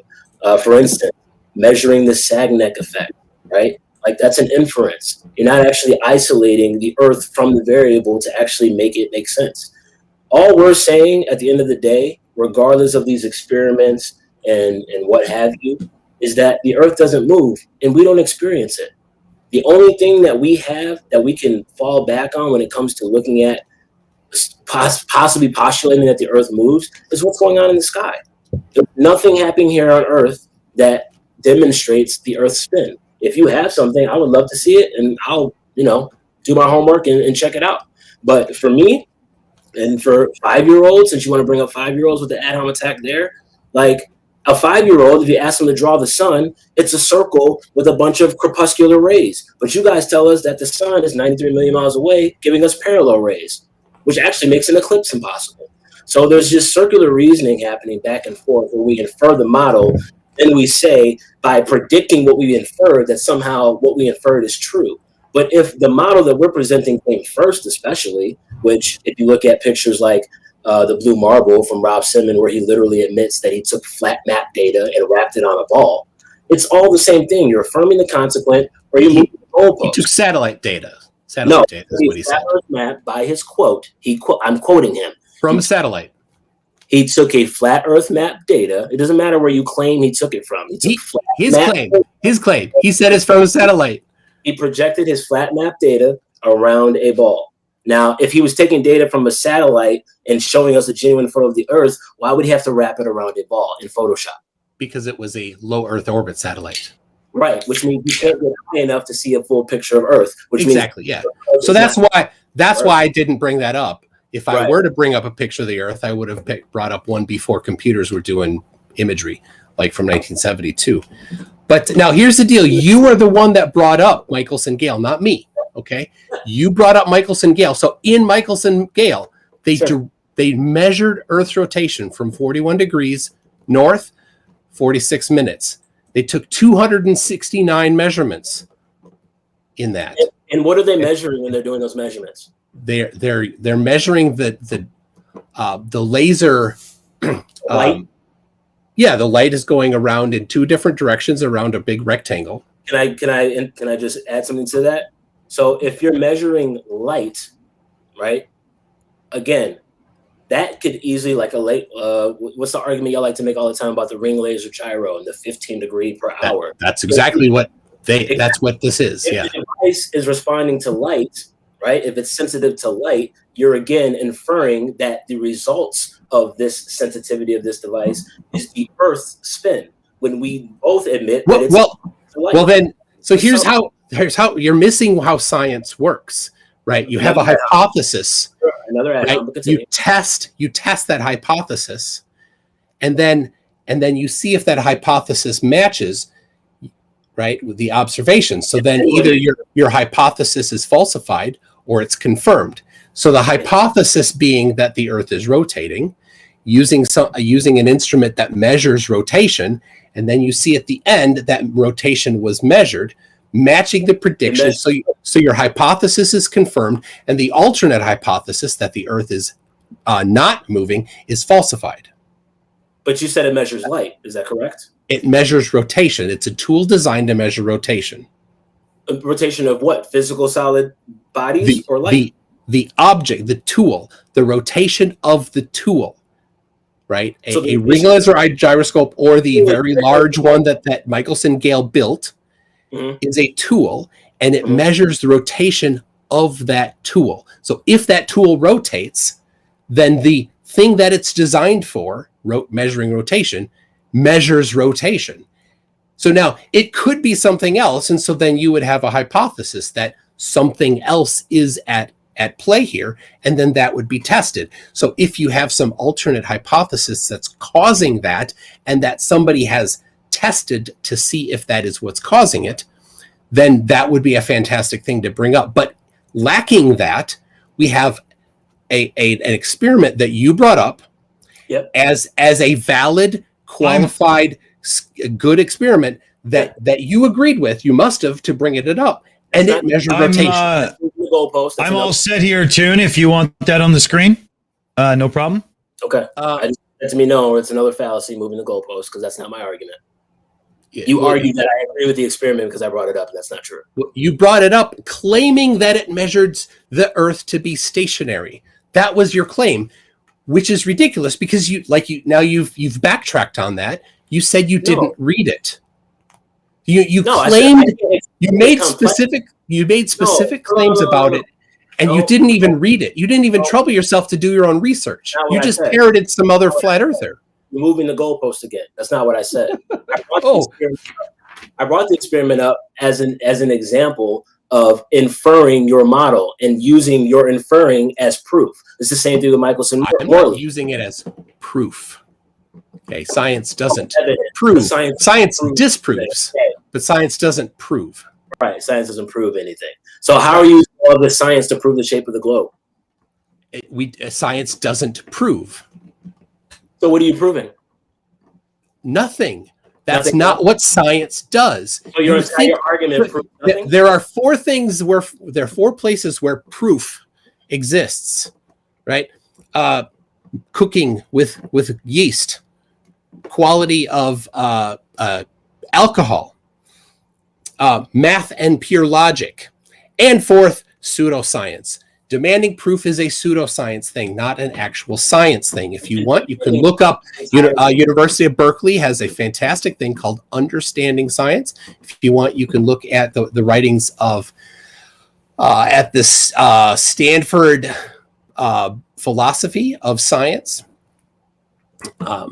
Several other places you want to look, but science doesn't prove. That's not their claim. That's the claim of pseudoscience. That proof is necessary. Ask for proof using science. Yeah, I'm not asking for proof using science. I'm asking for measurements and evidence. So when you have a preponderance of evidence, then you are very, very certain. But there's always the possibility that something's wrong, and the door is always open for some other evidence to come in and completely wipe out everything else. But science is fantastic at disproving things. For example, disproving that the Earth is stationary, like the Michelson-Gale experiment did. Right. And again, the Michelson-Gale experiment, if it's measuring light, it's not possible that it can disprove the motion of the Earth because the Earth isn't light. What I'm saying is, it's an instrument to measure rotation. Sure. That's what it's measuring. It's measuring rotation.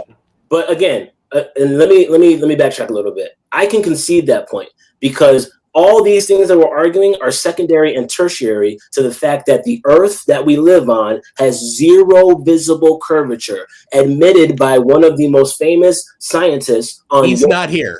He's not here. That fallacy. I don't care. He's not here. That's not a fallacy that you don't care. There's no such thing as I don't care. You're citing claims that I didn't make. How about that? I don't know what fallacy that is. Yeah, like I did. You didn't make those claims. They did.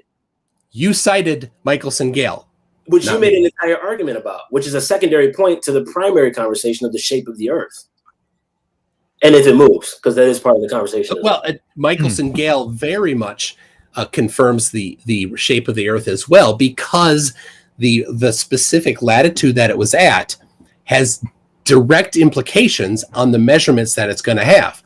So you can use actually a ring laser gyroscope to establish the shape of the Earth and the radius of the Earth, because when you move a certain distance, you can use trigonometry to know that you move a certain distance, and it tells you what percentage of the radius of the Earth you moved.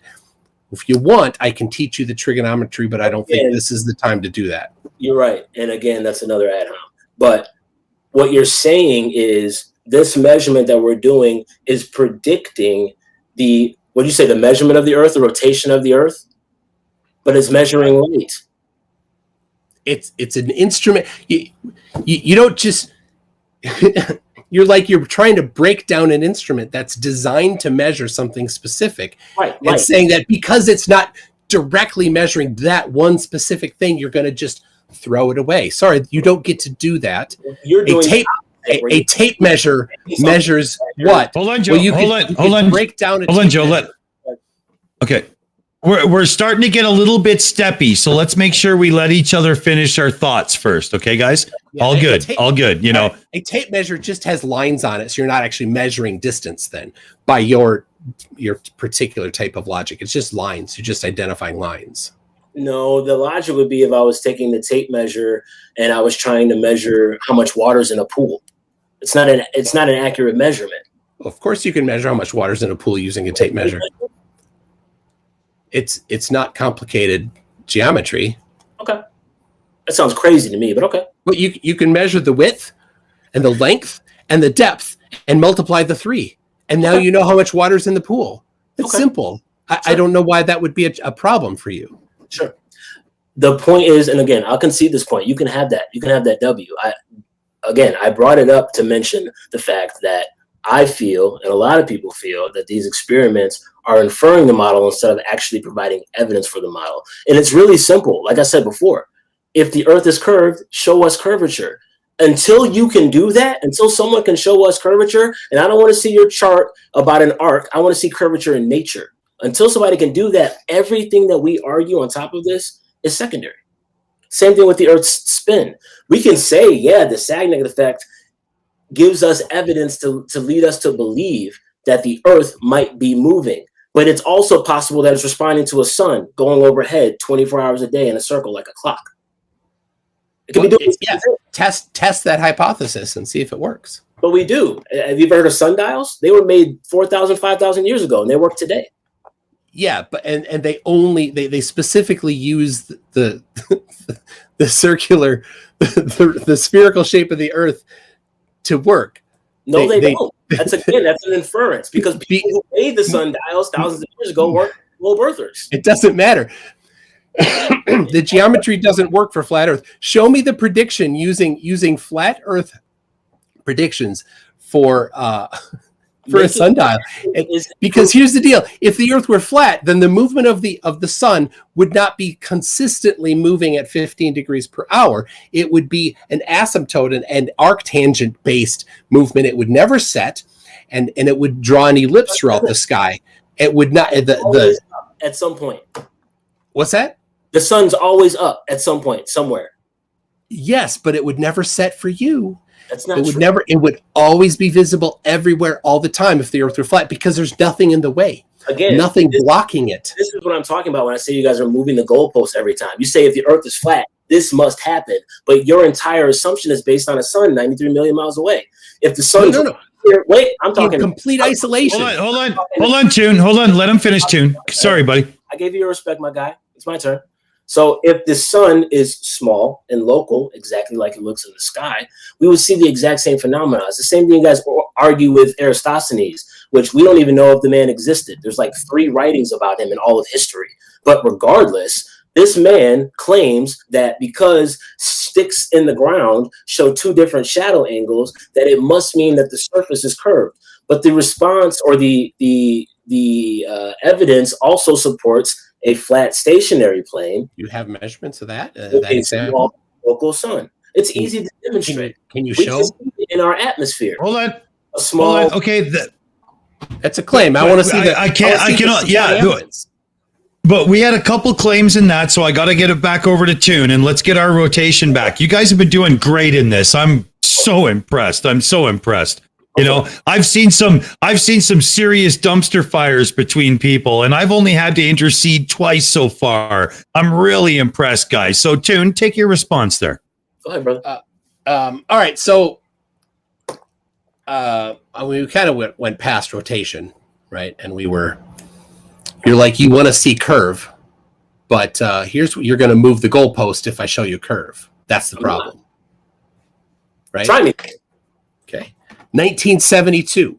What kind of computer technology was around then? You're showing me a photograph And You're asking for curve. You're asking leading questions. So here's what we're not going to do. I don't need you to play games. We're both adults. If you want to show evidence for your proof, just show it. You don't have to ask me 20 simple questions like I'm a 3-year-old. It's not necessary. Just show me your evidence. So here's the deal. You want to see curve. You want to see a photograph, right? How else am I going to show you curve if not a photograph? Not necessarily, but yeah, go ahead. Show me. Okay. So you'll accept a photograph. Sure. For the argument's sake, I'll accept the photograph. Okay. Will you accept a photograph that existed, that was taken before computer graphics existed? Sure. Okay. Will you take one that was taken with a physical camera on physical film and developed in a dark room with water, with liquid? Where is your evidence that is the case? There is a chain of custody that we can examine on these. Let's do that. All right.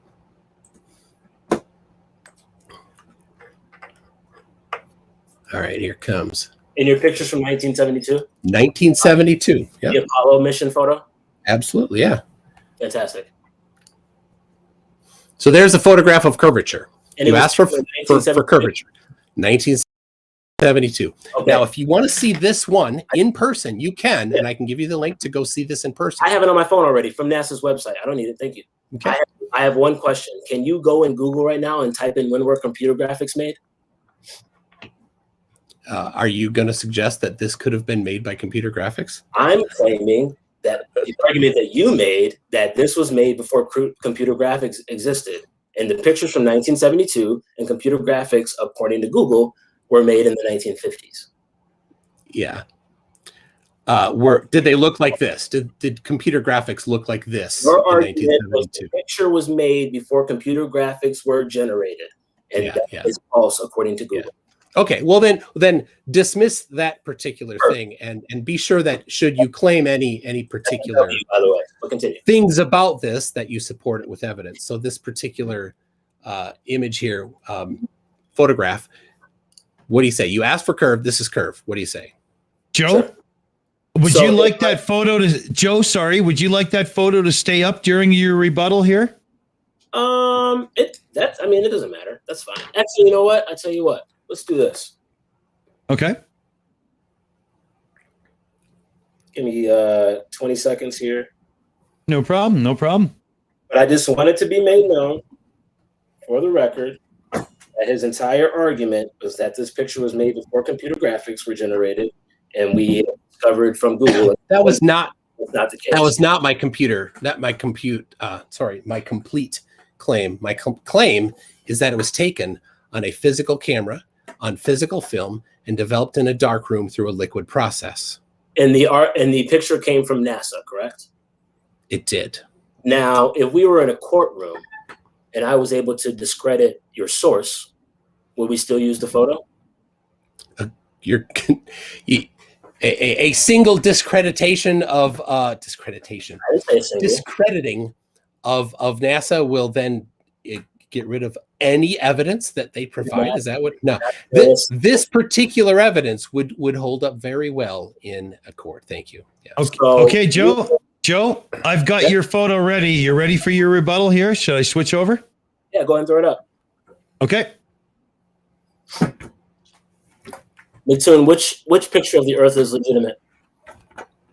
Or all of them legitimate? I don't. Oh, that. I can't tell on this small one in particular, but we could look at the provenance of any one of these in particular. Hey, go ahead and type in Earth from Space 2015 NASA,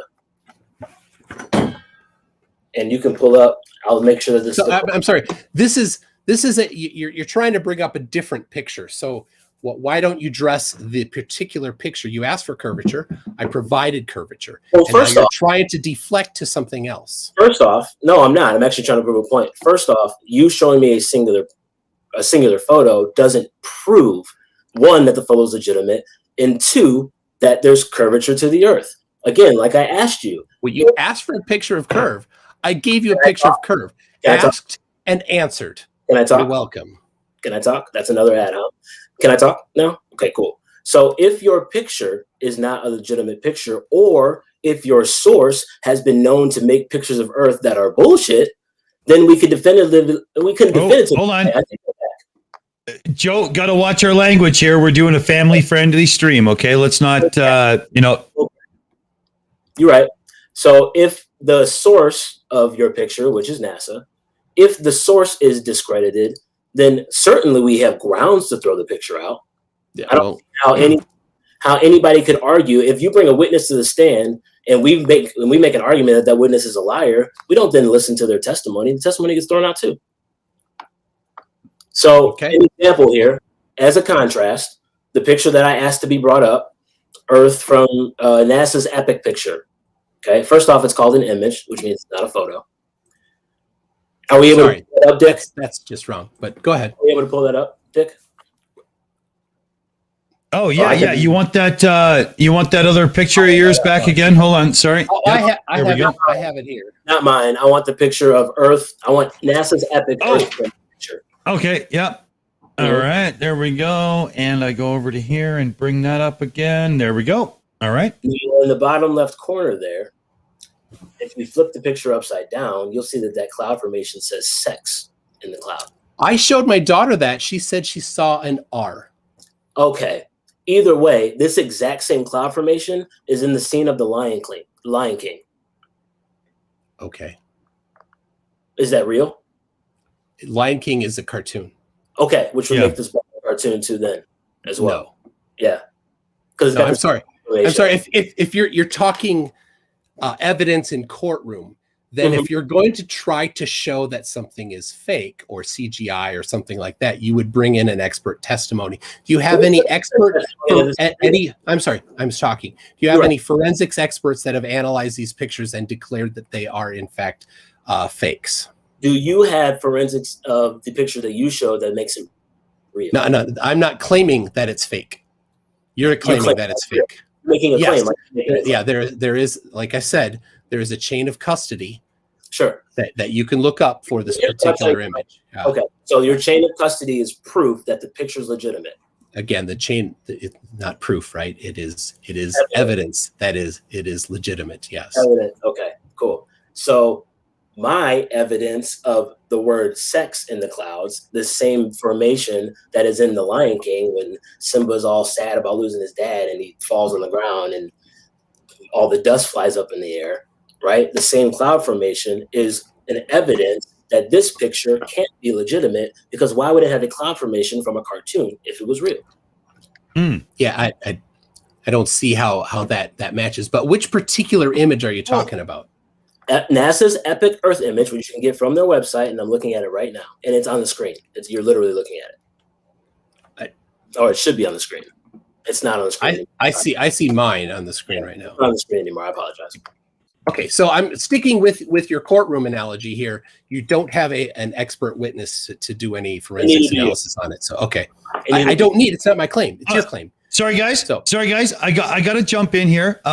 Cheese Mondo is giving me a message in the background. We have a flood, like a mud flood of questions from the chat and whatnot. And we do have to get to some of them. As much as I have really enjoyed the back and forth, especially because of the behavior.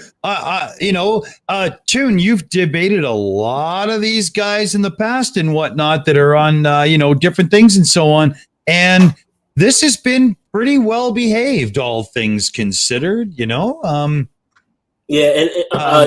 to be clear, I apologize for cussing. I didn't realize that we were family. Oh, that's no problem. I slipped right in the beginning of the show too. So I mean, we're 1 for 1 there, Joe. It's no, over on our channel, if we're not simulcasting with Toon, I'm one of the most foul-mouthed people there's ever been, right? It's really bad, man. But so I have to defer to Cheese Mondo here because he has some questions and we have to get through them. Absolutely. Because we got some great stuff. There's been excellent viewer participation. Awesome. And thanks again. So some of these are going to be. Yeah, Joe. Sorry, Joe. What were we saying? Say that again. I was just saying thanks again for doing this. It's awesome. It's been good fun. So to everyone, these are questions that came in on Super Chats earlier. There is a plethora of new questions, so I'm going to do my best to go through them. If either of you don't know the answers, there is no shame in saying, I don't know. And if you don't want to answer a question, don't just say, I'm not going to answer it. And I'm good with that. Cool. So let's go back to the questions that we got earlier that you wanted a chance to respond to, Joe. There was a question from LB Things, Stuff and More, who asked, Joe, what is sea level? What is sea level?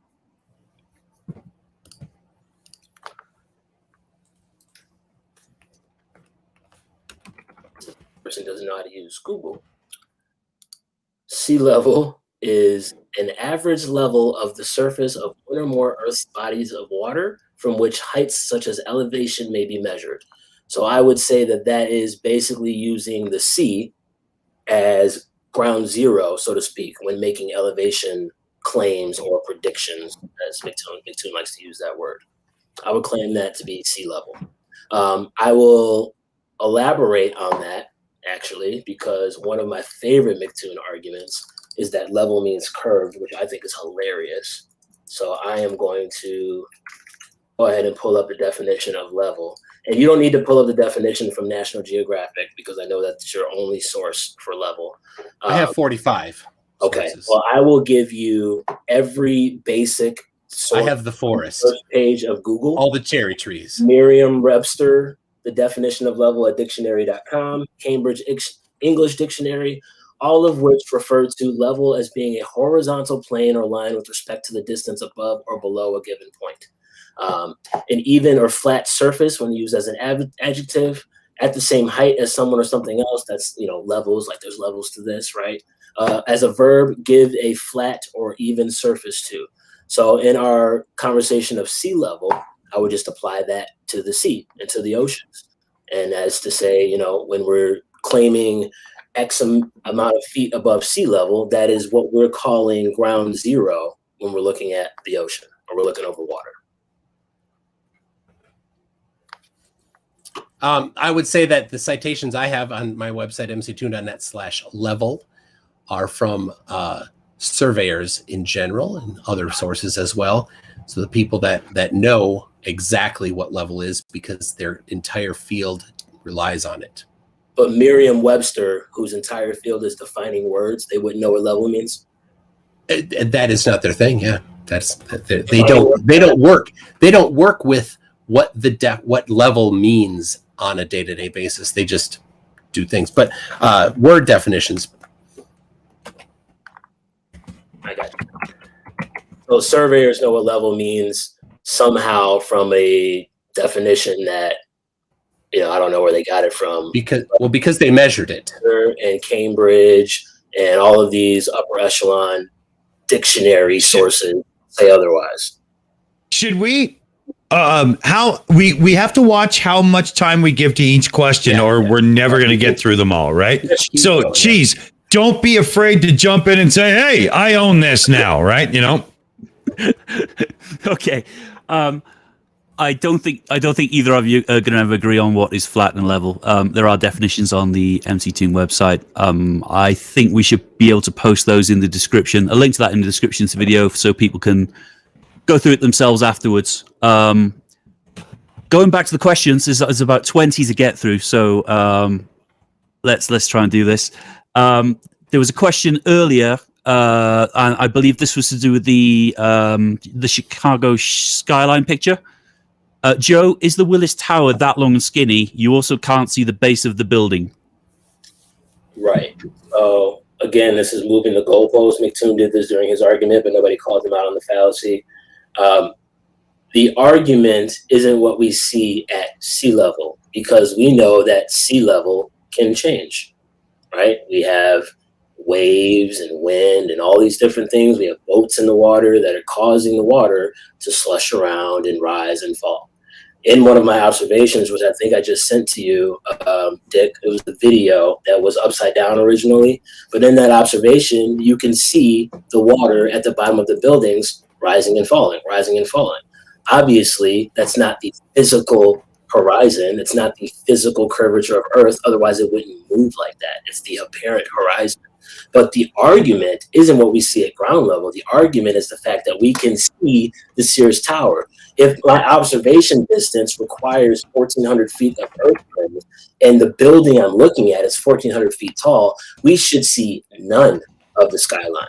So the fact that we even see half of the Sears Tower is proof either A, that refraction can bend objects, not light, can bend objects up over the curve from 1,400 feet away, or we're saying that there is no curvature between observer and observation. We see the light from the object. We don't see the actual object. So yeah, it's the light that's bending, not the object that's bending. And in my observation, we actually see the objects. And I compared that, and the reason I brought up the mirage, which again was another straw man from earlier, because you made the argument that I was bringing up the mirage as a means to somehow prove the Earth's curvature or non-curvature. And I only brought up the mirage to show the difference between a specific observation, the Chicago skyline, miraging, versus the Chicago skyline not miraging.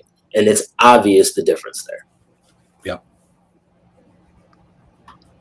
Oh, and I'm sorry. I just want to add to that. The observation in that what I sent you was from the Warren Dunes in Michigan. I didn't know at the time which dunes it was from, so I just looked up the tallest dune in Michigan, and I want to say it's like 100 feet or something like that. So if you add that into Earth's calculator, it still provides over 2,000 feet of curvature, well over. And again, if you think that light, unless you include refraction, of course. Yeah. Right, and again, if you think that light can travel from 2,000 miles away and bring objects over the physical obstruction, go for it. Yeah. I'm a common sense. Yeah. I don't believe that. Okay. Did you want to go on that question, Tune, or are we back to cheese? No, we're good. We're good. Okay. Sorry, just let me catch up. I'm just gathering some more questions. The questions keep coming in, and we're taking way too long. We are going to be here till Christmas at this rate. Yeah. I'm gonna put. Okay, I'm gonna go put back to the like top a of my one. list. Well, I'm gonna put a 1 minute countdown on the questions answered because we otherwise, the viewers are gonna get left out, and we can't have that, right? True. They make the show, so. Awesome. Yeah, exactly. Okay, this one is specifically for Joe. This one came in from Mr. Dr. ZZZ Smith, who says, is there any credible hard fact evidence from a scientist or government whistleblower for the flat Earth?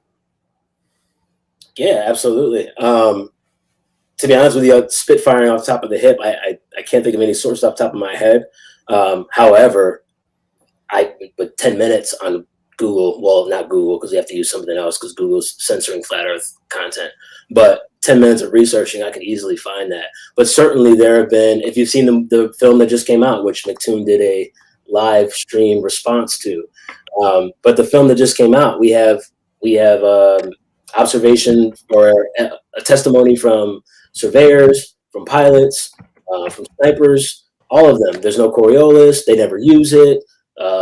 Seeing Kansas from thousands of miles away in an airplane at 30,000 feet, things that just aren't possible given the measurements of the Earth that we're given. Oh, Toon, do you have anything to add to that? No, that's fine. Yes. No. Other than no citations, actually, but yeah, that's.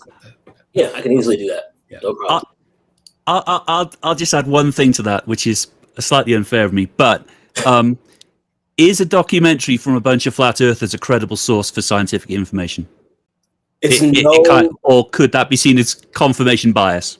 Well, absolutely could be confirmation bias, and I would argue that, you can have that. But to that point, you argued earlier about the debunked videos of the globe, which is exactly that same thing, confirmation bias.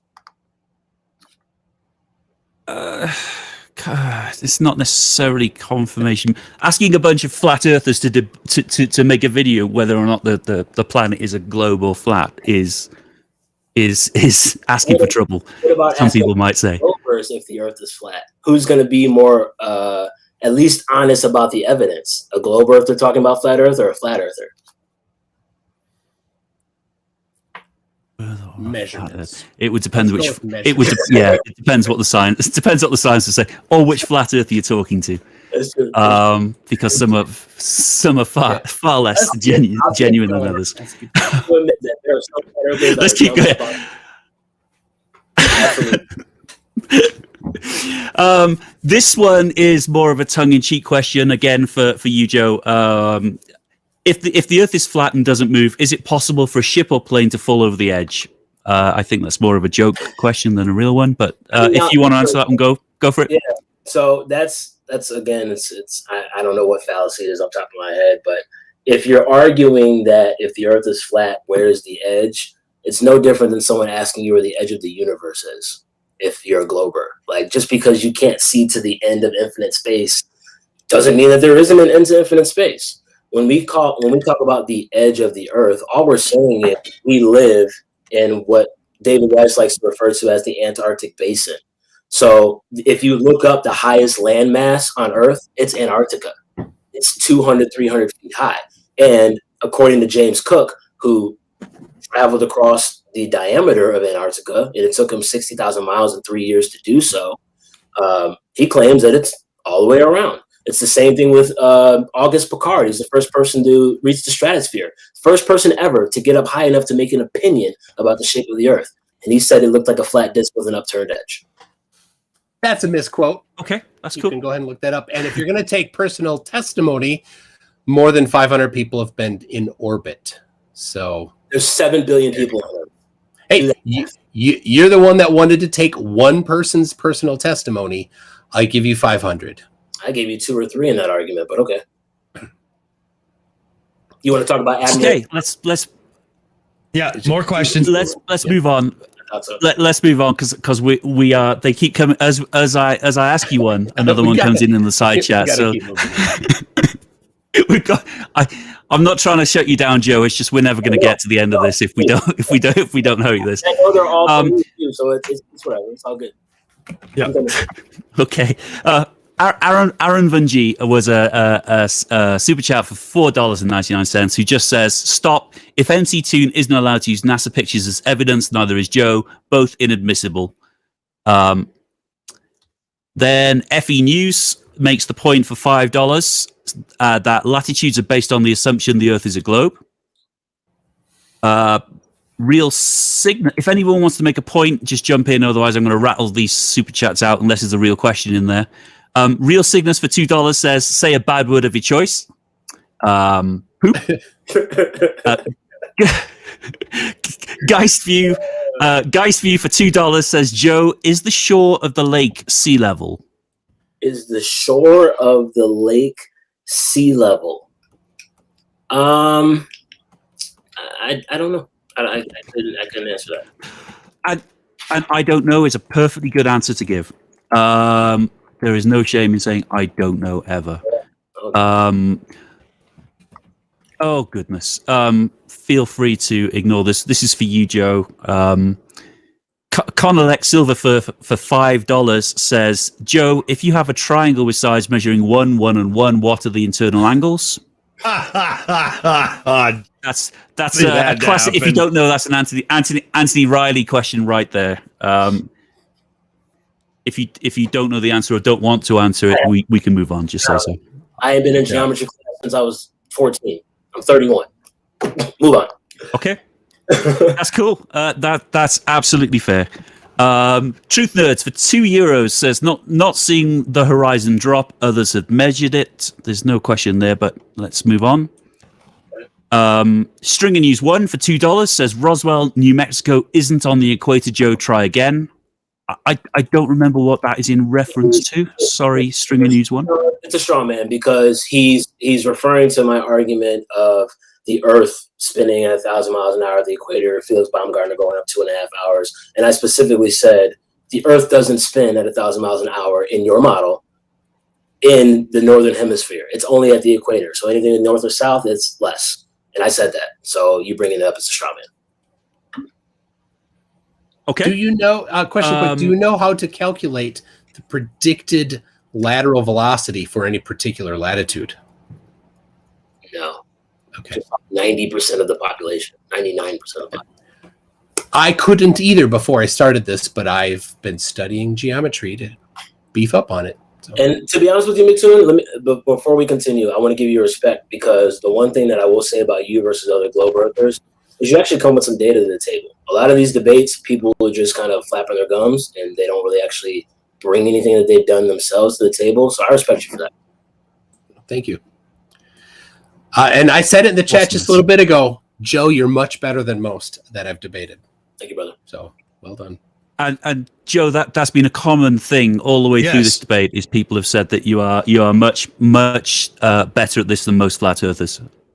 Cool. Yeah, I have to say, like, this is a first demonstration of what we're going to bring to the table on the Shills, our channel, in for a debate night. And I really, really, really, like, I hounded MC Toon to, throw me a bone here, because he's the guy I wanted to represent what we wanted to bring to the table. And you have stepped to the plate, massive, Joe. Big props, huge thanks, and you will always be welcome back on this channel. Absolutely. Thank you. Appreciate that. Awesome. Let's get back to these questions because they're still coming in. FacuTube for $5 says he's making all the classical flurf mistakes. Have I said that wrong, MC2? In Mr. Tube, first name Fa. Yes. It took me a second to realize what that one was. I dislike you,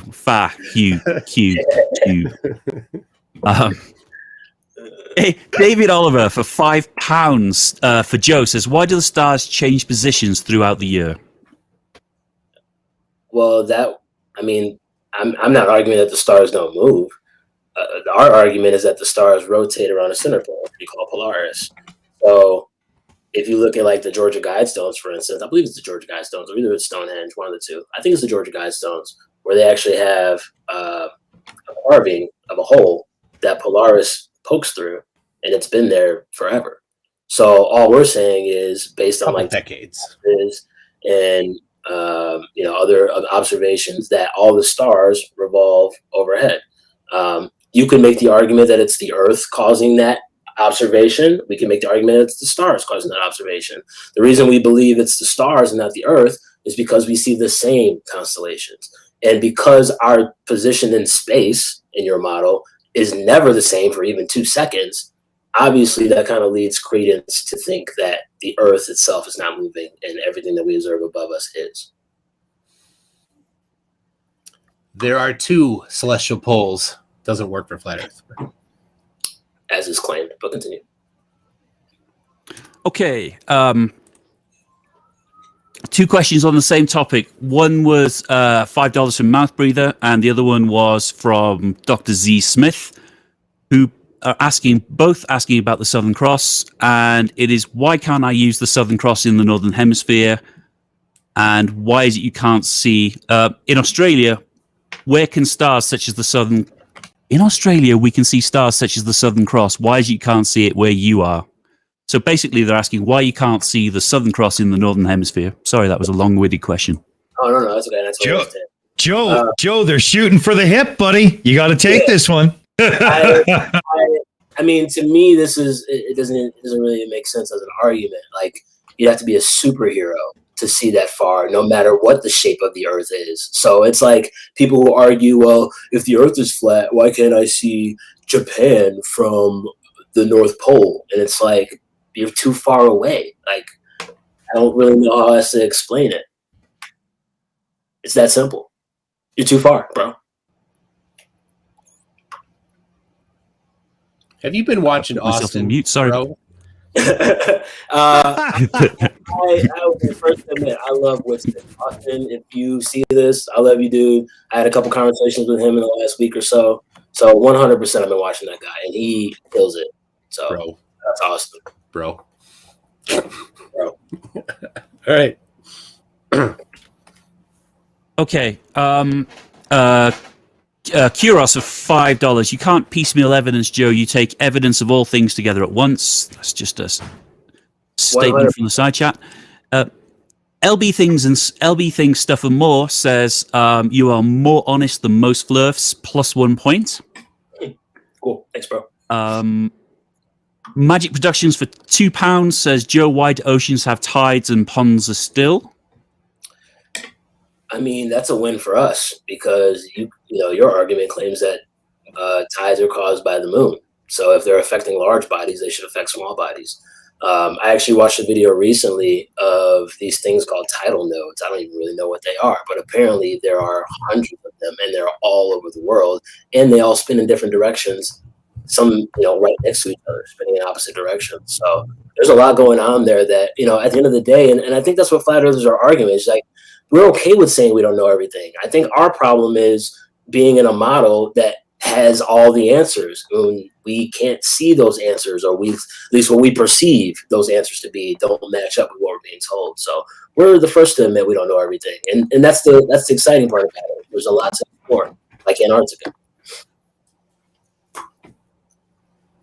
Okay, I like that. I like the excitement in that about the learning. That was there was something in there that was really cool. I'll give him that. Absolutely, I like this guy. Good call, Tune. You really know how to find some cool dudes to sit down and chat with, man. If I could say, Lake Superior does have tides. It does, 100%, 100%. Now, what they call tides. Me personally, I would just call them changes in the elevation, and they happen every couple hours here. They happen a lot, Lake Michigan at least. Does that necessarily relate to like the tides that we see in the ocean? I don't know.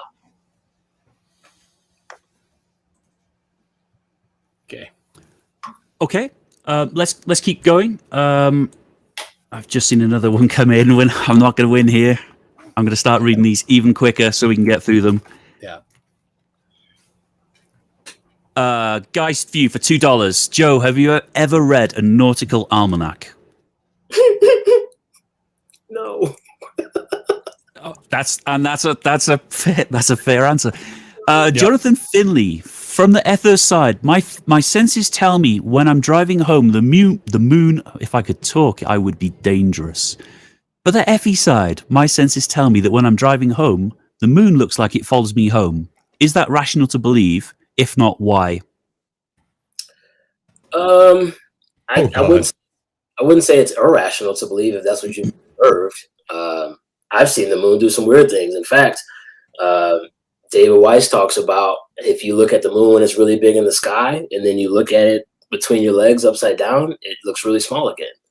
It's really weird to me. So I think the moon does a lot of crazy things that we don't understand. Moonlight, according to measure it. It's always the same if you measure it.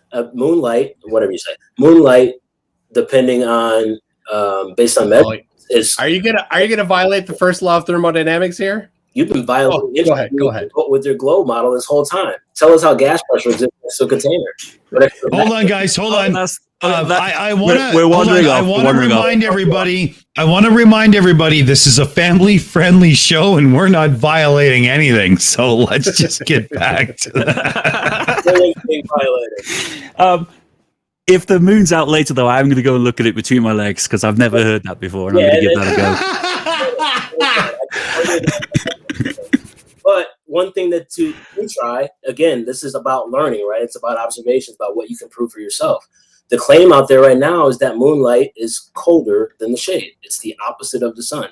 People have measured moonlight and noticed that the moonlight itself, in direct moonlight, is colder than the shade outside, which, if that's true, totally debunks the idea that the light is coming from the sun. Yeah. Did you see in the Level movie the get-up that they used to for that claim? I've seen at least 7 people do experiments. They had a towel over it, trapping the heat. So if you want to do it, but have a vertical thing so that the top is open on both of them. So you have a controlled experiment, and then do it on a night when there's no moon with the exact same setup. And so your test measurement is the difference between the two when the moon is out, and your control measurement is the distance, the temperature between the two when there's no sun out. No moon out. The globe this whole time, but I 100% agree with you. That would be the way to do it. I've actually done that experiment myself, and that doesn't hold. Moonlight isn't colder, and you can do that in your own backyard. I've got spreadsheets of the actual measurements because it was one of those things that just struck me as slightly odd. So I gave it a go. But you can do it yourself if you put some thought into it. Yeah, I'm gonna try it myself because I've never done it myself. It's secondhand knowledge. There's also a great video on the internet of a guy with a thermal camera that shows how that works. Is a really neat way to do it. But oh dear, more. Hang on. Yeah. Let me just on, save this in cheese. so I don't lose it. Sorry, folks. I'm trying. It's the very, very generous viewers that keep super chatting, and we love you for it. I'm not complaining. Guys View says, Joe, if the Earth rotated as we say it does, exactly how would you expect it to feel to you? If the Earth rotated, how would I expect it to feel? Well, from what I understand, like we said in my opening, like if we're kind of born into this, the argument of like being in a moving car, right? Like you wouldn't feel it because you've been in the moving car the entire time. It's I guess what you call your inertial reference frame. Am I using it correctly? Yeah, McToon shook his head and he didn't argue, so I'm assuming that I'm okay. Okay. So maybe you wouldn't expect to feel it. My argument, though, is we should still experience it. Whether we feel it or not is almost secondary because we should be able to experience it. For instance, in my opinion, and this is based off if you believe the Coriolis or not, but if the Earth is spinning and the atmosphere is separate from the Earth, to me, we should be able to get in a helicopter and hover for a couple hours and be in a different position. But that's not Coriolis. Well, Coriolis is a force that's directly proportional to the velocity that an object is moving. So a helicopter that's hovering has zero Coriolis force. I understand. Hold on, Joe. Okay. Yep. I understand that. My argument to that, or if you want to elaborate, because I'd love to hear like a Glober elaborate on this. My argument to that would be if Coriolis is what you described, it's of course you described, but its effect is said to be that of the atmosphere being separate from the Earth. Am I wrong in saying that? And it's not what Coriolis is. So that's not a result of the Coriolis. No. That's not what we say Coriolis is. Yeah. Okay. And what would you say it is? Coriolis force is a force that is directly proportional to the velocity, and it is a lateral force that's very slight when moving. So why does Neil deGrasse Tyson argue that Coriolis affects football games? Because that football was moving laterally. Right. So you can calculate over the distance of that the ball moved and the velocity it was moving and the latitude that it was at, the amount of Coriolis that would be predicted. And then you can apply that over the distance that it was moving to see how much it would have affected it. Sure. So doesn't that kind of insinuate that the football, when in the air, is separate from the Earth's spin? Coriolis is a force applied laterally while it's moving. That's what Coriolis is. So yes, they are in different reference frames. So once that football is in the air, it's in a different reference frame, separate from the Earth's reference frame. Yes. Okay. How does that apply to a football and not a helicopter? Because a helicopter that's hovering has zero velocity. Okay. And Coriolis is directly proportional to the velocity. So zero velocity times Coriolis force is zero. So if the football is moving, Coriolis is experienced. But if the object is stationary or moving up and down, not sideways, there's no Coriolis. That's the prediction. Yeah, that's just the raw physics of it. Yeah. Our prediction, just to be fun, would be that the Earth's not moving, which is why when you go up in a helicopter, you can be there for 2 days and come down in the same spot. So they both match. Sure. So they don't contradict each other. But where you do get the contradiction, of course, is when you have things that would be affected by Coriolis significantly enough that you would need to take them into account, like artillery. And I think you're right, which there's arguments for that as well, because a lot of snipers say that they don't use Coriolis at all. I said artillery, not snipers. Or artillery, whatever the case. Yeah. But that's the whole point of the argument is, and I've seen you do this too, McToon, you're guilty of this, and you've done it in this debate, where you say that we experienced this, and the only explanation is that, which is affirming the consequence of fallacy. We're saying that there is a possibility that based on this observation, this is what we would experience. So if I predict that I'm going to be in a helicopter for 48 hours and I'm going to land in the exact same spot and it happens, I'm no different than your predictions. Yeah, so that both hypotheses would be confirmed in that example. That's all I wanted to know. Yeah. Okay, I'm going to rattle off some of these statements and leave the questions for a bit later. So, Mike Billers for $5. Please tell Joe what an ad hom actually is. An ad hom is when you attack the person and not the idea. Flat Earth News for $5. They measure the assumption that matches the assumption. Flat Earth News for $2. We have two suns. You only assume one. That's an odd one. The Logical Hillbilly for $5. Joe doesn't trust a ring laser gyroscope, but he swears by his level. Again, FE News that the Earth has two suns. Sorry, Joe, what were you trying to say? No, actually, it was irrelevant. I'm sorry. Keep going. No worries. William Foley for $10. Typical fluff, deny, ignore, cherry pick, and misquote. My argument is not changed whatsoever. But okay, continue. Stringer News 1 for $2. Going back to Roswell said you didn't know that it was Roswell. LB Things Stuff and More for $2. Again, just saying well done for saying you don't know. There are lots of people that would argue and make things up as they went along. And as I said, there is no shame in saying I don't know. Craft Happy Tammy for $5. Joe, so how do I now explain to my kids that in The Lion King stars are not farts? Craft that is one of the best users I've encountered recently. That person is hilarious, funny, and wow, please come back to our channel and watch because you are awesome. Okay, that was a good one.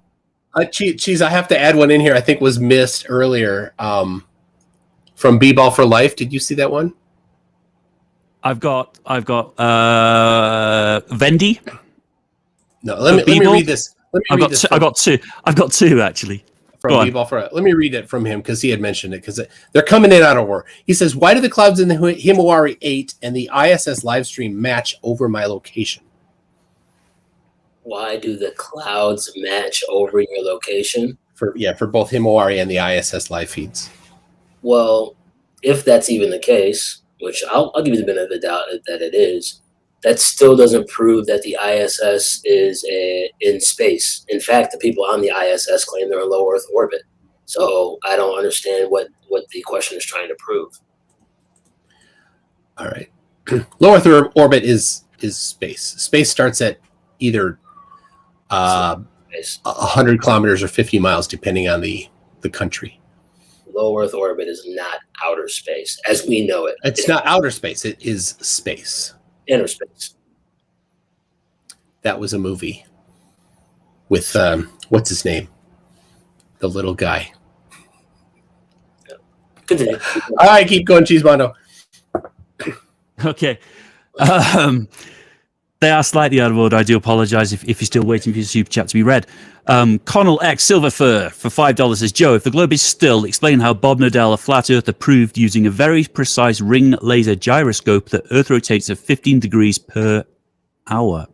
Thanks, Bob. I just gotta say before, we always salute Bobby 15 on this channel. Yeah. You talking about Bob Nodell from Globebusters? Yes. Yeah, so you can watch plenty of videos of him totally disputing that claim that he proved anything with a ring laser gyro.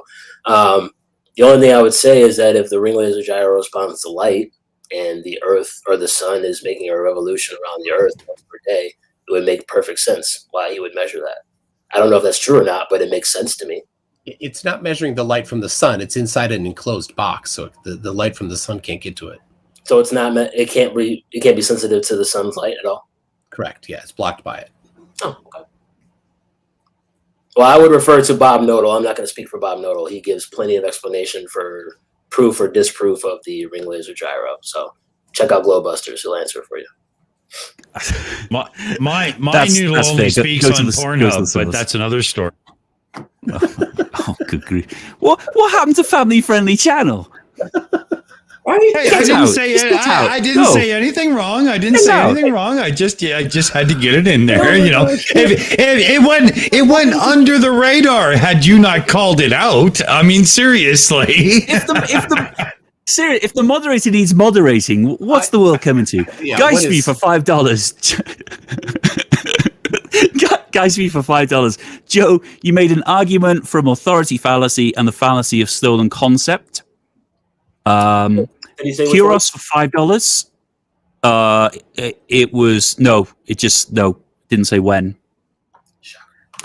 Kuros for $5. So using a spirit level isn't measuring a straight plank of wood, it's just measuring air in the water because the plank isn't air or water. I'm not following that one. That's because a ring laser gyroscope is only measuring light, therefore a spirit level is only measuring the spirit, which would be methanol typically, and air. That's all it's measuring is methanol and air. Applying that same logic. Okay. I think that's what he's saying. In the side chat, Micro Raptors just pointed out that we lost the chance to be family friendly when we decided to have Dick Dawson on. Guys, for you again. Guys, for you again for $5. Joe, define exactly how you expect Earth curve to look like. Earth curve is not elevation. Would you like to respond to that one, Joe? Earth curve is not elevation. Yeah, the horizon is the curvature of the Earth, at least according to the textbooks that we grew up on and Wikipedia right now. So I would expect Earth curve to be the result of seeing the geometric horizon, not the apparent horizon. I don't even understand how that's difficult. Okay. We'll keep going because we're getting there. We're getting there, and I'm excited to get to the end of this list. String of News 1 for $5 says you're moving the goalposts out of one side of his mouth, then promptly changes the subject. That's I can't speak Latin. That's a case of irony. Thank you, String of News 1. String of News 1 again for $5 says Joe's claim that computer graphics existed in the 50s only fulfills the C and G but not the I of CGI. The photo is imagery. Okay.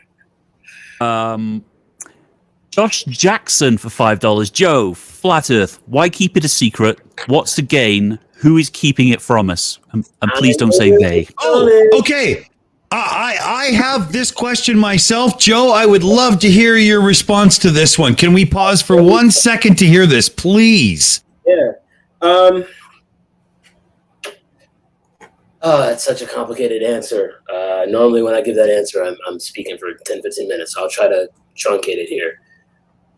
As I said in my opening, everyone is motivated by their worldview. On top of that, me being a follower of Yeshua, I believe that this world is reduced to two forces, good and evil. Because of that, everything that we see in terms of anything that's anti-God or anti the Bible also seems to fall in line with these things that we argue about, science and evolution and all of these different things. Even when we talk about religion as a whole, Christianity and the Bible and Yeshua seem to be the scapegoat for all religion. So simply on face value, if I can put your existence outside of a universe where humans are the point, they're the heart, right? The center of the universe, I can put you in an infinite plane spinning at thousands of miles an hour, right? There's a level of significance that gets lost with that. And to me, that's why in church, you hear all these pastors trying to make up for it. They're like, well, God made the solar system and he put the earth in the Goldilocks zone to make it special and different from all the other planets. But the word planet itself isn't even in the Bible. So we see all the time how believers try to fit this world model into their scripture, but it doesn't fit. And it's all a big sign to me of simply just trying to get away from the true nature of our creation, which is, that this earth was created for human beings to have dominion over this earth, which is why everything we observe has humans in mind. MC Tune, would you like to take a stand on that? I'll just real quick. Yeah, I'll say that between Christianity and Islam, more than 50% of the population of the earth are accounted for. They're doing a horrible job of stopping people from having a religious faith, if that's the case, if that's their. And that is exactly what the argument is for me. Is it's come to a point now where, again, Christians will use a book that doesn't say anything about heliocentrism and doesn't say anything about iPhones either. Sure, it's not supposed to. It wasn't written at a time where iPhone existed, but it was written. It's not a science book. It doesn't claim to be a science book. It doesn't matter. Guess what? In the 1800s, we didn't know that the life of the flesh was in the blood. George Washington was sick because they tried to drain his bad blood. The original barber was a bloodletter. But you could have read, Isaiah or Proverbs to read that the life of the flesh is in the blood. So even though the Bible might not be a scientific book, it doesn't disqualify from making scientific claims, especially if we can verify those scientific claims. Yeah, of course, like measuring the earth. Right? So, all right, let's keep moving. Cheesemondo. Sorry, it appears I missed Jolene's super chat at some point. Jolene, if you just type that one back in for me, I will get that one read out.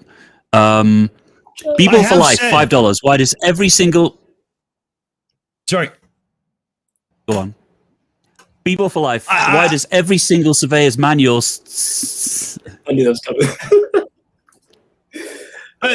We've got a latency forming. Cheesemondo is monitoring the chat on both MC Tune's channel and ours, trying to keep track of everything. And it's not an easy task. So, cut him a little slack here, peeps. We're doing our best.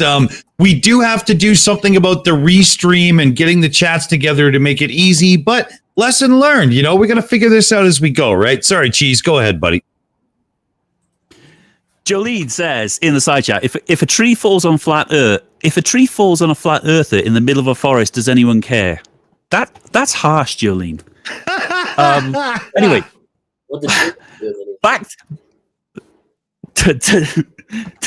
back to B-Ball for Life. B-Ball for Life of $5 says, why does every single surveyor's manual say that surveys over large areas must take the curvature of the earth into account?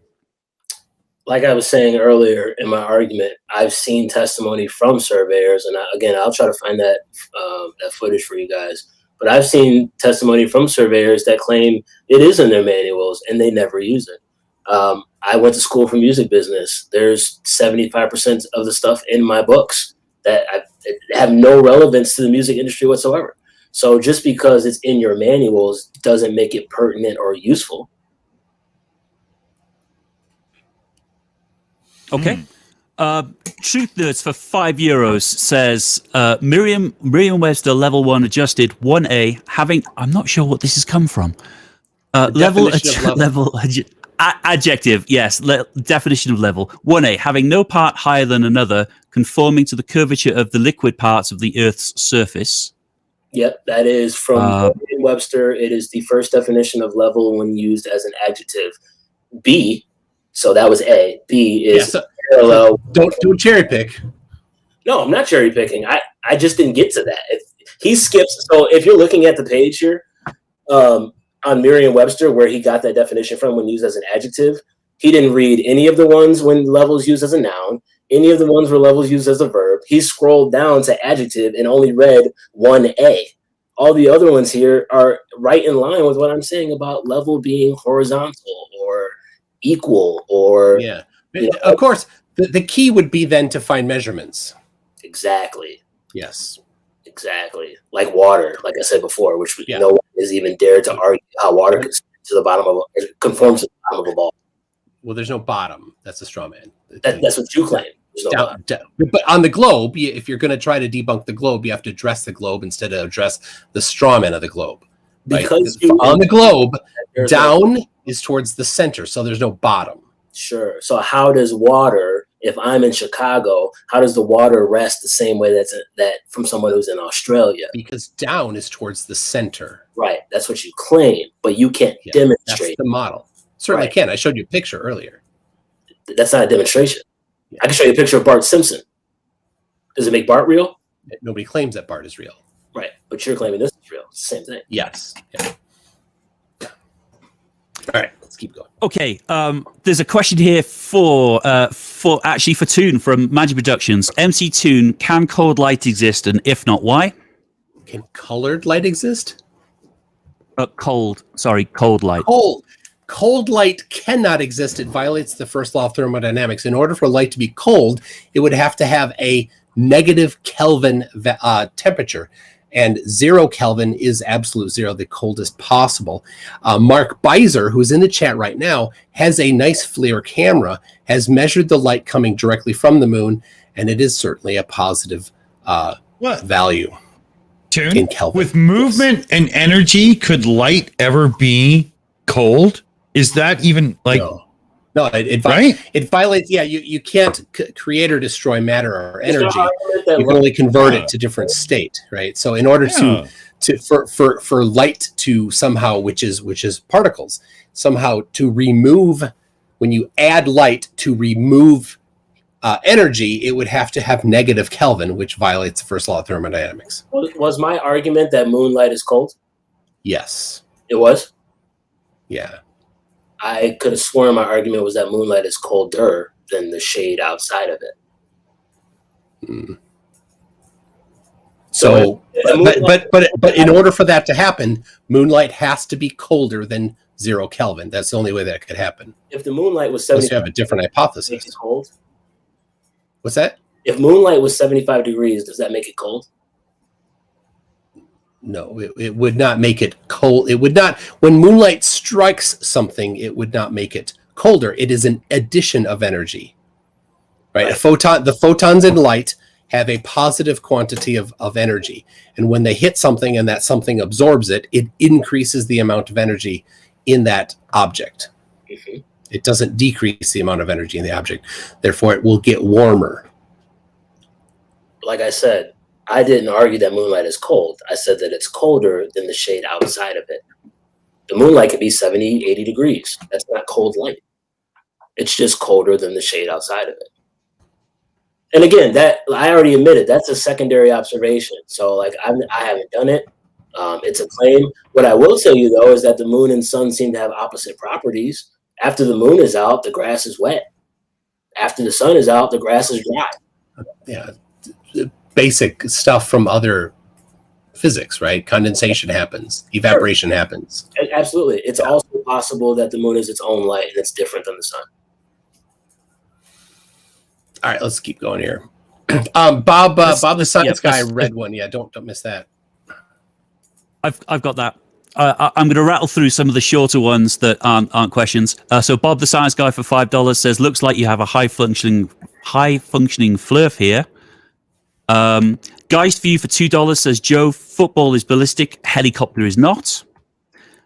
Bowhammer 335 in the side chat for $5 says, as a long distance competition shooter, I use Coriolis calculations. I had a drink with a guy at a bar who won awards in the state that I live in that said the exact opposite. So again, it's tough to even argue because like we talked about with pilots, there's pilots in that film level that talk about how the earth looks flat to them. So we can't just pick and choose, right? Like we got to talk about it in totality. There's people saying this on one side. There's people saying this on the other. It's that simple. At the end of the day, I just want the argument to be presented fairly. A lot of times I hear these events and I see the debates and Globers act like everything flat earthers say is nonsense. And it's obvious that even if we're just making basic observations, they're at least rooted in rational and logic and reason, right? The earth doesn't spin because I don't feel it. Like we can argue about why that's the case, but the statement itself is a valid statement. We can't act like that's not a valid argument, even though it might not be sound, even though there might not be evidence to support it based on what you guys say. It's still a valid argument.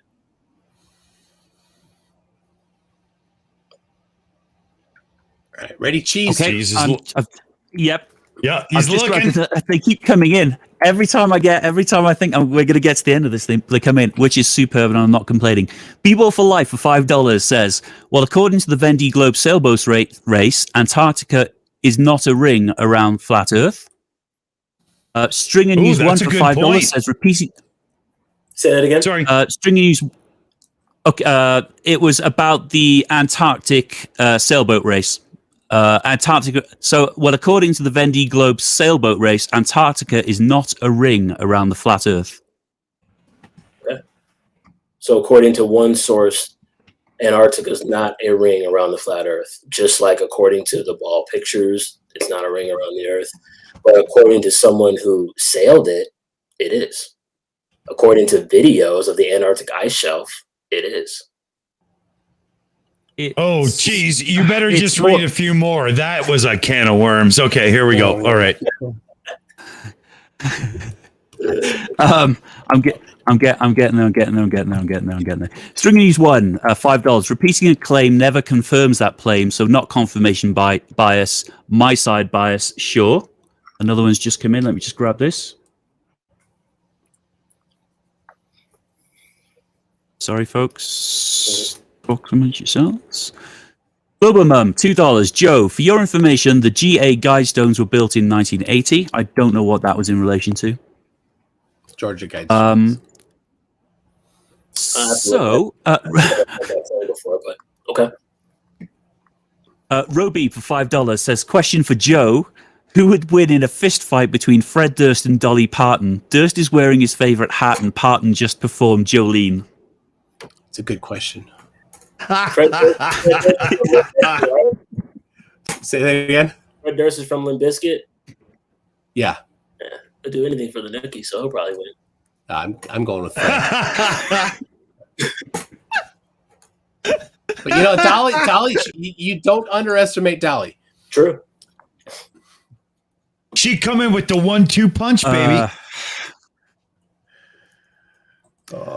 Guy's View for $5 sent in a link to the Merriam-Webster dictionary that defines levels. Says scroll to 3 of 3. Yeah, you read that already, right? Exactly what he read already, which I have it. That was another one, yeah. Guy's View, and then Guy's View for $2 says so far Joe has strawmanned every question I've asked. Can you Truth Nerds for sorry, whoever that was, can he give me one example of a question he asked that I strawmanned? Oh, that's Guy's View. He will. So it's coming in. Keep going there, Cheese. Truth Nerds for €2 says, is water level? Level is an adjective. It can be used as an adjective, but it's also a noun. It's also a verb. Just another one coming in. PhD Tony for $5 Australian says, find me one seismologist who says it is not round, just one. That is the ultimate globe Earth straw man. Every flat earther believes the Earth is round. We don't believe it's spherical. There's a difference. Dinner plates are round. Basketballs are I think we know what he meant spherical, not round. I just want that to be clear. But because it was a straw man, I'm going to answer. Okay. David Oliver for $5 says, Joe, do you know about sidereal days and solar days and why they are different? Sidereal days and solar days. I've heard the terms, but no, I'm not too familiar on what they mean. Can I ask a question real quick? Yeah, go for it. 2 questions. One, McToon, and you guys can answer too, Dick and Cheese. How do eclipses work? Dick and Cheese. Well, when there are 3 bodies and one of them gets between, so if the Earth gets in front of the light that's cast normally towards the moon, then the moon will be in the shadow, and the other way would be if the moon is on the other side there and it blocks the light from the sun. Second question: explain a selenelian. That's perfectly predicted on a globe. Okay. That only happens at certain particular locations, right on the terminator line. Mm-hmm. And it is completely predicted. So you see one direction, you see the eclipse of the moon being eclipsed. On the other direction, you see the sun. It's predicted, no problem with it. Yeah. But your definition of an eclipse was the Earth being in the way of the moon and the sun. So yes. But you're on the side of the Earth. You're not on the side. You're not the closest part of the Earth facing the moon, right?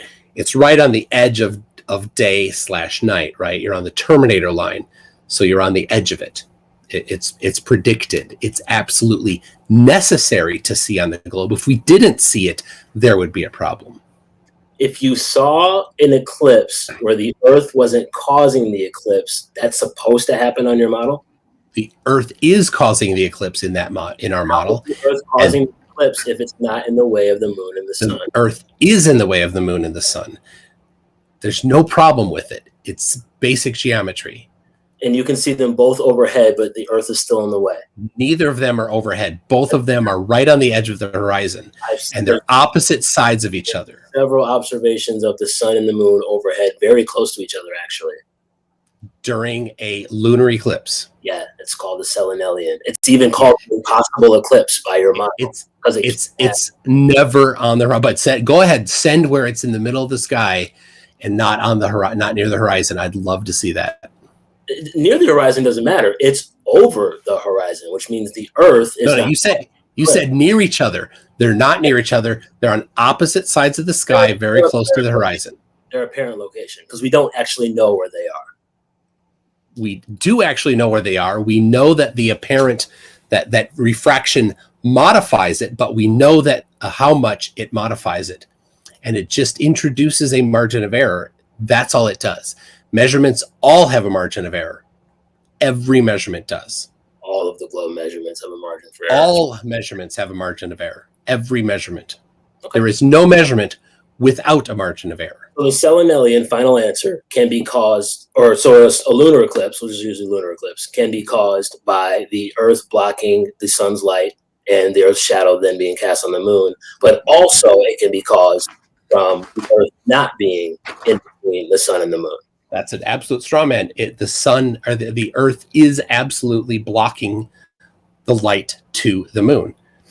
I can draw a simple picture here. You don't have to draw it because we have observation of it. The back and forth you guys do, man. You guys don't step. It's good. It's clean. I'm really liking this. So there it is. Real crude. Okay. You only see it on the edge, the terminator here or the terminator down here. That's the only place you see the selenelian eclipse. You don't see it here because that's the part facing the moon. You don't see the sun. That's the model. Sure. And so seeing it doesn't debunk the model. Seeing it, in fact, is predicted by the model. Can you keep the drawing up? Sure. Is the moon overhead in your drawing or beneath the observer? For this observer here, the moon is on the horizon, right on the edge of the horizon. You hardly see it for any time at all. In the examples of the selenelian, and I'm actually going to look for this while we're talking about it, the moon and the sun are both above the observer. Show me that. Okay, we'll do. Continue. Get your explanation on that because that's something that I've never or rarely heard asked to a globe earther, and I find it fascinating. So I just want to hear that. Thank you. Okay, I'm going to rattle off some of these that aren't really questions, they're more just statements or observations. PhD Tony for $5 says the words computer, English, car, plane, satellite, oxygen, and half-wit are not in the Bible either, but they still exist. King Crew for $5 says, Joe, we may not see eye to eye on anything, but you're a pretty cool man. Cheers for being on. Thanks, bro. Ken Baldwin 86 for $5 says, I'm just here for MC Toon. That's hurtful. What? Oh my gosh. Connell X Silverfur for $5 says that which can be asserted without evidence can be likewise dismissed. Hitchens razor, as there is no evidence of flat Earth, it can be dismissed. Occam's razor. Rob, Two competing ideas is typically the right one, and flat Earth is way more simple than globe Earth. okay, I'm gonna keep rattling through these because I am excited beyond just one page of super chats. Rob Montgomery for $5 says, "I hope Joe learns from his experience and takes time to learn physics and geometry, so he won't sound so foolish in the future." That seems somewhat harsh. Yeah, it's all right. LB things and more. $2. Joe, will you rewatch this and compare claims? Would I rewatch this? I'm going to rewatch it regardless. We want to get better, but Awesome. certainly I'll rewatch it. And I don't know if you guys can't tell from now. Like, if I'm wrong, if I stepped out of line, if I said something that isn't correct, I'll be the first to admit it. I'm cool with that. Oh, dude. I would vouch for you anytime to step into a debate and be a proper player. Absolutely. 100. That's love. Thank you, bro. Okay, LB things, stuff and more. $2. What does ballistic mean, Joe? Versus what does What does ballistic mean, Joe? Versus what a heli does? Versus what a what does? A helicopter. Helicopter. Oh, I couldn't really explain that. The definition of ballistics is relating to projectiles or their flight. So obviously, if a helicopter is not projecting, it wouldn't be ballistic. Am I correct in saying that?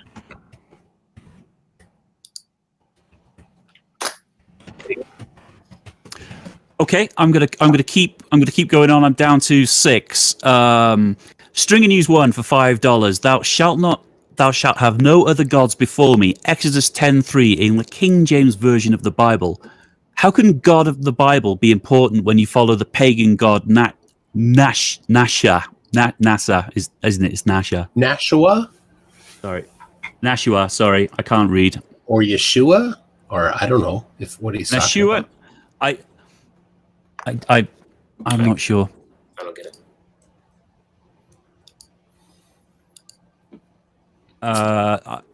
I don't either. I'm going to move on, but there's another one just come in. Every time I think I'm going to get there, we don't get there. Tesla Bitten for $5. Joe, if water is level, then why is the sea level of each end of the Panama Canal different? At each level of the Panama Canal, different. Each end, apologies. Joe, if the water is level, then why is the sea level of each end of the Panama Canal different? Well, one, the sea level doesn't negate or disprove that water by nature seeks to find its level.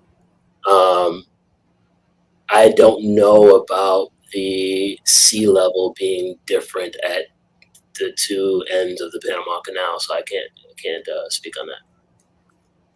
Okay, that's absolutely fine with me that you say that. Magic Productions for $2. MC Toon recommend a simple experiment for Joe. I would say you might try the Foucault pendulum. That's a little involved. You could also measure the angle to the sun with you and a couple trusted friends at the same day, like Eratosthenes did. Do it yourself. Don't care if he existed or not, but you exist. Do it on the same day with you and some friends, and then apply the math, right? I know you don't have to have done math recently, but triangle calculators will do it for you. When I do it, I don't use sine and cosine. I just use a triangle calculator myself. And then you can measure to see, well, on a flat Earth, if it's at this angle that we just measured, the sun is this high, but from a different location, it's this high, and a different location is this high. And if all of those elevations match, well, then you have a confirmed hypothesis for flat Earth. And if they don't match, then it contradicts your hypothesis. I think that might be a good test. I want to talk about both those points. The reason I would disagree with the latter that you just mentioned is because you're making the assumption that the sun is far away. If the sun... That's making zero assumptions. That is actually making the assumption that the Earth is flat and the sun is close and local. That's the assumption. That's part of the hypothesis. So in order for that to be true, the sun has to be at the same elevation in multiple places? At the same time. Why? Right? There's only, except for FE News, who thinks there's apparently two suns, but the sun is a source of light, right? Light comes from the sun. You can just do simple triangulation to it, and it will give you the elevation. You can use triangulation to find out the size of your room. If you only know two of the walls, you can know the diagonal. If you know the diagonal and one of the walls, you can find out the other wall. Triangulation works perfectly, and you can use that to find the elevation of the sun on flat Earth, assuming flat Earth. So, one, what's going on up there doesn't prove what's happening down here. Two, of course that where's the evidence for that? That's just a claim. No, it's not a claim. The shape it predicts it. You're claiming it's true because you're saying it's true, right? Okay. We can triangulate things. It doesn't matter where they are. We can just triangulate things. So you have a hypothesis for flat Earth, assume flat Earth, and then test that hypothesis. Sure. But you're making an assumption. What's the proof that says that the sun has to be at the same elevation? Because that would require special pleading. It would require violating the laws of physics. How could a source of light be in many, many different places at the same time? Things don't work that way, right? Different places. We said different elevations. Different. If the sun is at different elevations, depending on different observers, then it's definitely at different elevations, different locations. That's the same thing. Location and elevation is not the same thing. Yes. No. Why? If you're in a helicopter 20 feet above the Earth's surface, you can't also be standing on the surface at the same time. You're in one or the other, not both. In that example, different elevation. But if everybody's on the ground, why does that then necessitate that the sun has to be at the same elevation relative to the people on the ground? If somebody's in a helicopter, the ground, 20 people, the ground, right? If somebody's hovering in a helicopter and you don't know how high they are, 20 people can all triangulate to measure the elevation of the helicopter from any location around where you are. If they can see it, they can triangulate the elevation of that helicopter, and it will work every time. Sure. So the sun then would also do the same thing, unless you have evidence that the sun somehow works differently than everything else. Well, first off, the Earth works. Okay, hold on. Before you start, Joe, I'm going to let you finish, and then we got to get back to cheese on a few more of these because we'll never get to the end, right? But again, I want to say it's been a great, respectful back and forth. And Joe, you've made a lot of supporters in our community on this stream. So well done, man. Well done. So Joe, take your action, and then we'll get back to cheese here. Only thing I would say is the sun is a light. That's what we know, right? The helicopter is not a light. So I don't even think that's an apples to apples comparison. But because it's light and we don't necessarily know where it's coming from, if it's possible indeed that there is a firmament and the light is outside the firmament, that reflection alone would make the observation for different people different because it would reflect differently based on where you are. So we can't just assume that because the sun is out and three people are at three different locations, that therefore the location of the sun is going to be the same for all three of those people. All right. Okay. So, cheese, it's all yours. I'm going to jump back in. Magic Productions for £2. Oh dear. Just trying to stress cheese, Joe, why the tank top? Don't feel like you have to answer that one.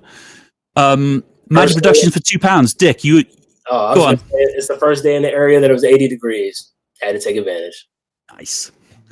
Awesomeness. Magic Productions for £2 again for Dick. You would make a great fight announcer. Okay, can I do it? Can I do Hammer. it? Oh, let's get ready to rumble! We were going to do it in the beginning, but it was too cheesy, right? Sorry. Go ahead, Chief. Fohammer 335 for $2 says Dick Dawson's dick cheese is greater than M2.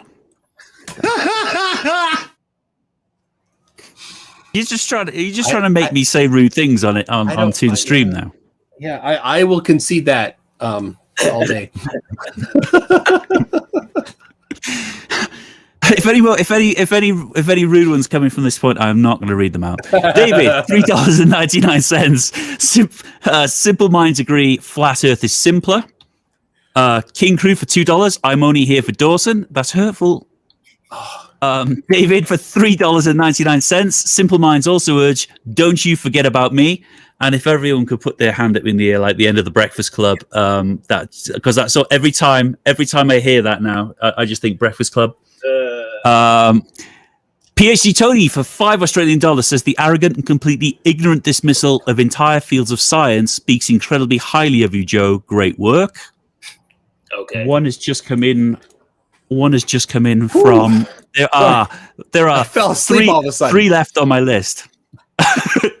That's leave PhD Tony alone. LB Things and Stuff and More, $2 for Joe, pineapple and ham pizza, yes or no? Ooh. Oh. What? Oh. No. Don't do that. No. Crisp or chip? Done. Excellent. Crisp or chip? Crisp or like the crust? No. Potato chips or potato crisps? Oh, I can't even respect a potato crisp. There you go. Yes. Thank you. We finally agreed, dude. There you go. I'm not gonna drop this mic, but I'll find one that I can drop. Like that. Down to the last 2. Mouth breather for $5. Joe, can you explain what a Carnot engine is, or maybe Maxwell's Demon? Please stop using gas pressure next to a vacuum if you've never heard of these.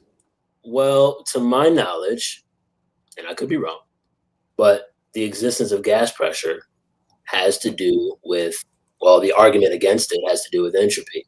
And I could be wrong in saying that, but if it's true that high pressure moves towards low pressure, and the only way to stop that is a physical solid container, then it's because it's not. Yeah. Begging the question, so to speak, as to how do you have the atmosphere next to the vacuum of space without a solid container? Now, if you can demonstrate the pressure without a solid container, show me. Yeah. We can show you measurements of at higher elevation there's lower pressure, but in fact in here we have the water, higher pressure here, lower pressure here where there's no water, and something is containing the water, preventing it from escaping up. The glass. Up. What is containing the water, stopping it from going up? The pressure exists to begin with because of no. But what is stopping it from going up? I don't know. Okay, that's fine. The downward accelerating, whatever downward accelerating force is the answer. Without containment, because that's what the universe is. But there is Hold on, here. There is a Hold on, Joe. Hold on, Joe. Let Tune finish, and then you can have back at him. Okay. So the point is, something is containing that water from going up. A downward accelerating force is doing it. Whatever it is. You're inferring that. No. Mass equals force equals mass times acceleration. It's the second law of motion, right? Yes. F equals ma. Nobody has ever presented a disproof of that, right? So there is mass, and it is accelerating down. So there is a force. Whatever that force is, it doesn't matter. But that force is what we predict on the Earth to have high density air low, less density air high, and at very, very high, a very, very low density, but never zero. So the entire universe is a pressurized system. It's never not pressurized. What is outer space? 10 to the negative 17 torr? I don't even know what that means, but that's what the pressure in space is. Is that correct? That's intergalactic space is what they have calculated. That's not been measured, but that's the prediction. Yeah.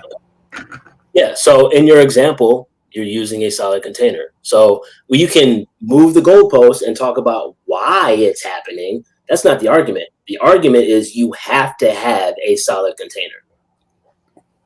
No, because what is the solid container between ground level here and the top of a mountain? Where's the container, the physical container that contains that pressure down here and the relative vacuum that's at the top of the mountain? There is no. Okay, vacuum. hold on, guys. Joe, before you go, you get your response to this as much as you need, but then we're going back to Cheese because they're building up again, and there is no end in sight. So it's Joe's floor. All right. We got to move on because I got another one. I'm interviewing a cyborg next. Okay. All I would say is at the top of a mountain, there's still air pressure, so it doesn't negate my point. We know that there's a gradient, there's a difference in pressure, but there's still pressure. So if you can present any type of pressure, not a difference, it doesn't matter. If you can present any type of pressure without a solid container next to a vacuum, there's no vacuum. There's the straw man. Okay. There you go. Okay. I think Should I move on? Cheese. Yeah, it's your floor, Cheese. Keep reading them. 30 seconds. I got to pee. Okay. It I'll won't read matter, out the ones Cheese. that don't Just need go ahead. responses. Yeah, just go ahead. String and use one for $5, and I love you for the string and use one. Came for the Cheesemondo, stayed for the cherry picking. Legend, right there. What he didn't say. David for $4. Oh my gosh! What? Last time somebody said they came for a particular person, you said that was rude or something. And for some unfair, reason, yes. For some reason, this time you don't say that. Why would? Oh, never mind. My fragile. My ego is not that fragile. Yeah, no. I have no idea what you're trying to imply. I don't know what you're trying to imply. David for $4.99 says, "I'm calling out Joe for denying Hawaiian pizza fallacy. -3 points. The Hawaiian pizza fallacy." Daybreaker Flint for 2 Swiss francs says, "Joe, I can explain the math to you. Just hit me up." Okay. PhD Tony for $5 Australian says, "Surprise, Joe, you're wrong again." Geist View for $5 says, "Joe, why is it harder to go up a ladder than down? Is space a pressure?" Oh, I do have one to reiterate from Geist View to Joe when he gets back, but I have to wait. Okay, there he is. So I get last comment. Okay, Cheese, go ahead. Okay. So so there's 2. I've got 2 left. Geist Views one for $5 that says, "Joe, why is it harder to go up a ladder than down? Is space a pressure?" Why is it harder to go up a ladder than down? Well, these aren't. These are more toss away questions at this point. Cheese is just trying to get rid of the last few, right? Because we're getting some reiteration here. And honestly, like we've all heard this argument. We flat earthers think that the reason it's harder to go up or down on a ladder is because you're moving against the air. The reason things fall is because they're moving through the air. If you change the medium, the results change. So dropping a basketball through the air is not the same as dropping a basketball in water. But the air is thinner above me, so when I drop a wrench, wouldn't it go up? Should go. All right, hold on a second. All right, we got to drop that one. Alyssum, Joe. Alyssum is a pilot. He has an offer for you once this nasty virus goes away to go down to Australia, and he will teach you how to fly and navigate. You can just get to Australia. I got a buddy who's in the Air Force that can do that here. So, all right, he's a closet flat earther too. He's a navigator in the Air Force. He's a helicopter pilot, and he thinks the Earth is flat. Yeah. Oh, Tune, that's a whole other stream. You got to talk to Joe after. Oh, yeah. You got to talk to Joe after.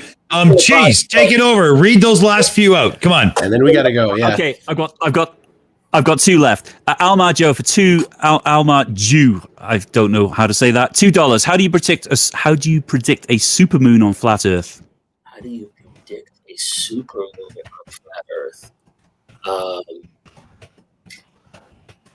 don't even really know how to answer that. There's so many fallacies in there. Yeah, That's if okay, we can pass on that one. That's absolutely fine. And then Stringer News 1, the last one in, $5 says, if MC Escher asks you to go to his walk-up apartment, beware. I don't know what that means. Yeah, I do. That means Stringer is a really, really snarky SOB, and I like his style. And that, everyone, is the end of the super chats and the end of the questions. I just want to say a big thank you to everyone on both channels for being incredibly generous and throwing in super chats, questions, and everything. Back to you, Dick.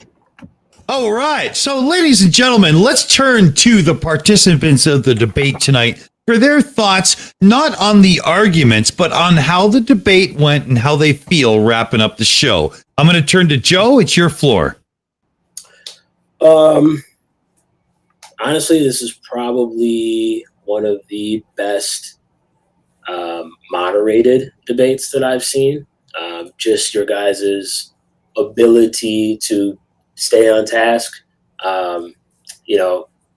No offense to you, McToon, but the reason I didn't want to do this on your channel is because I couldn't give you that power. So being able to kind of delegate and just kind of let us do our thing and let other people kind of keep us in check, I think is really helpful. The way the channel looks is dope. I think the outline or the kind of the layout is just crazy cool. So awesome there. I knew the scoreboard was going to be what it was going to be because, I didn't tell anybody about the debate. I came in here by myself on purpose. So Joe, it is Joe, on that side, how about the next time we have you over for a debate, we simulcast on your channel? Deal. Done. All right. Done. Excellent. MC Tune, thoughts and wrap-ups, my friend. Well, it's been great. Thank you, Joe. Certainly, as other people have said, a step up from some of the other ones that I've had. I do try to avoid dumpster fires and stuff like that. I mostly do. But you definitely brought a higher level of interchange here and discourse to it. So I almost mixed those two words together, which was not intentional. Anyway, thanks a lot. Thanks to everybody that super chatted and channel members and patrons.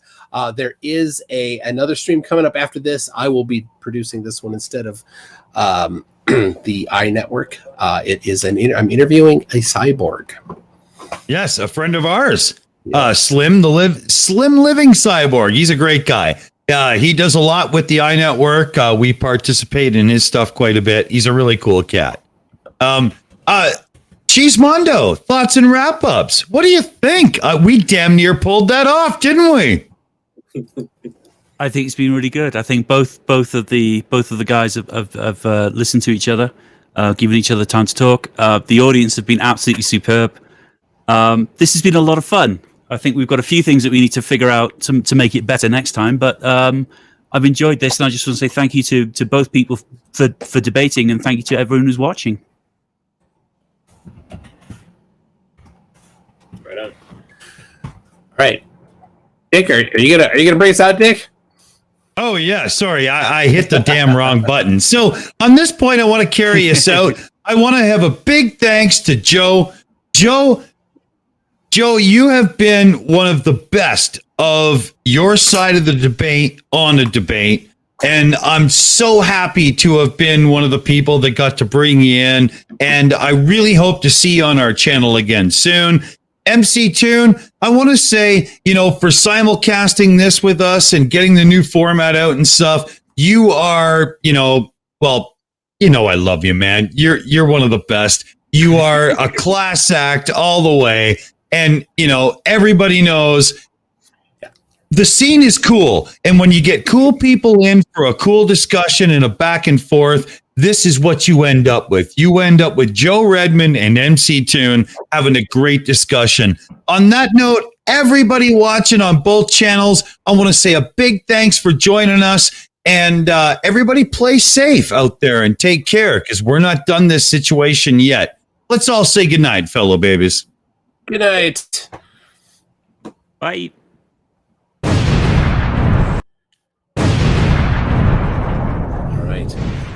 I'm going to move on to Slim Cyborg. Oh, what happened?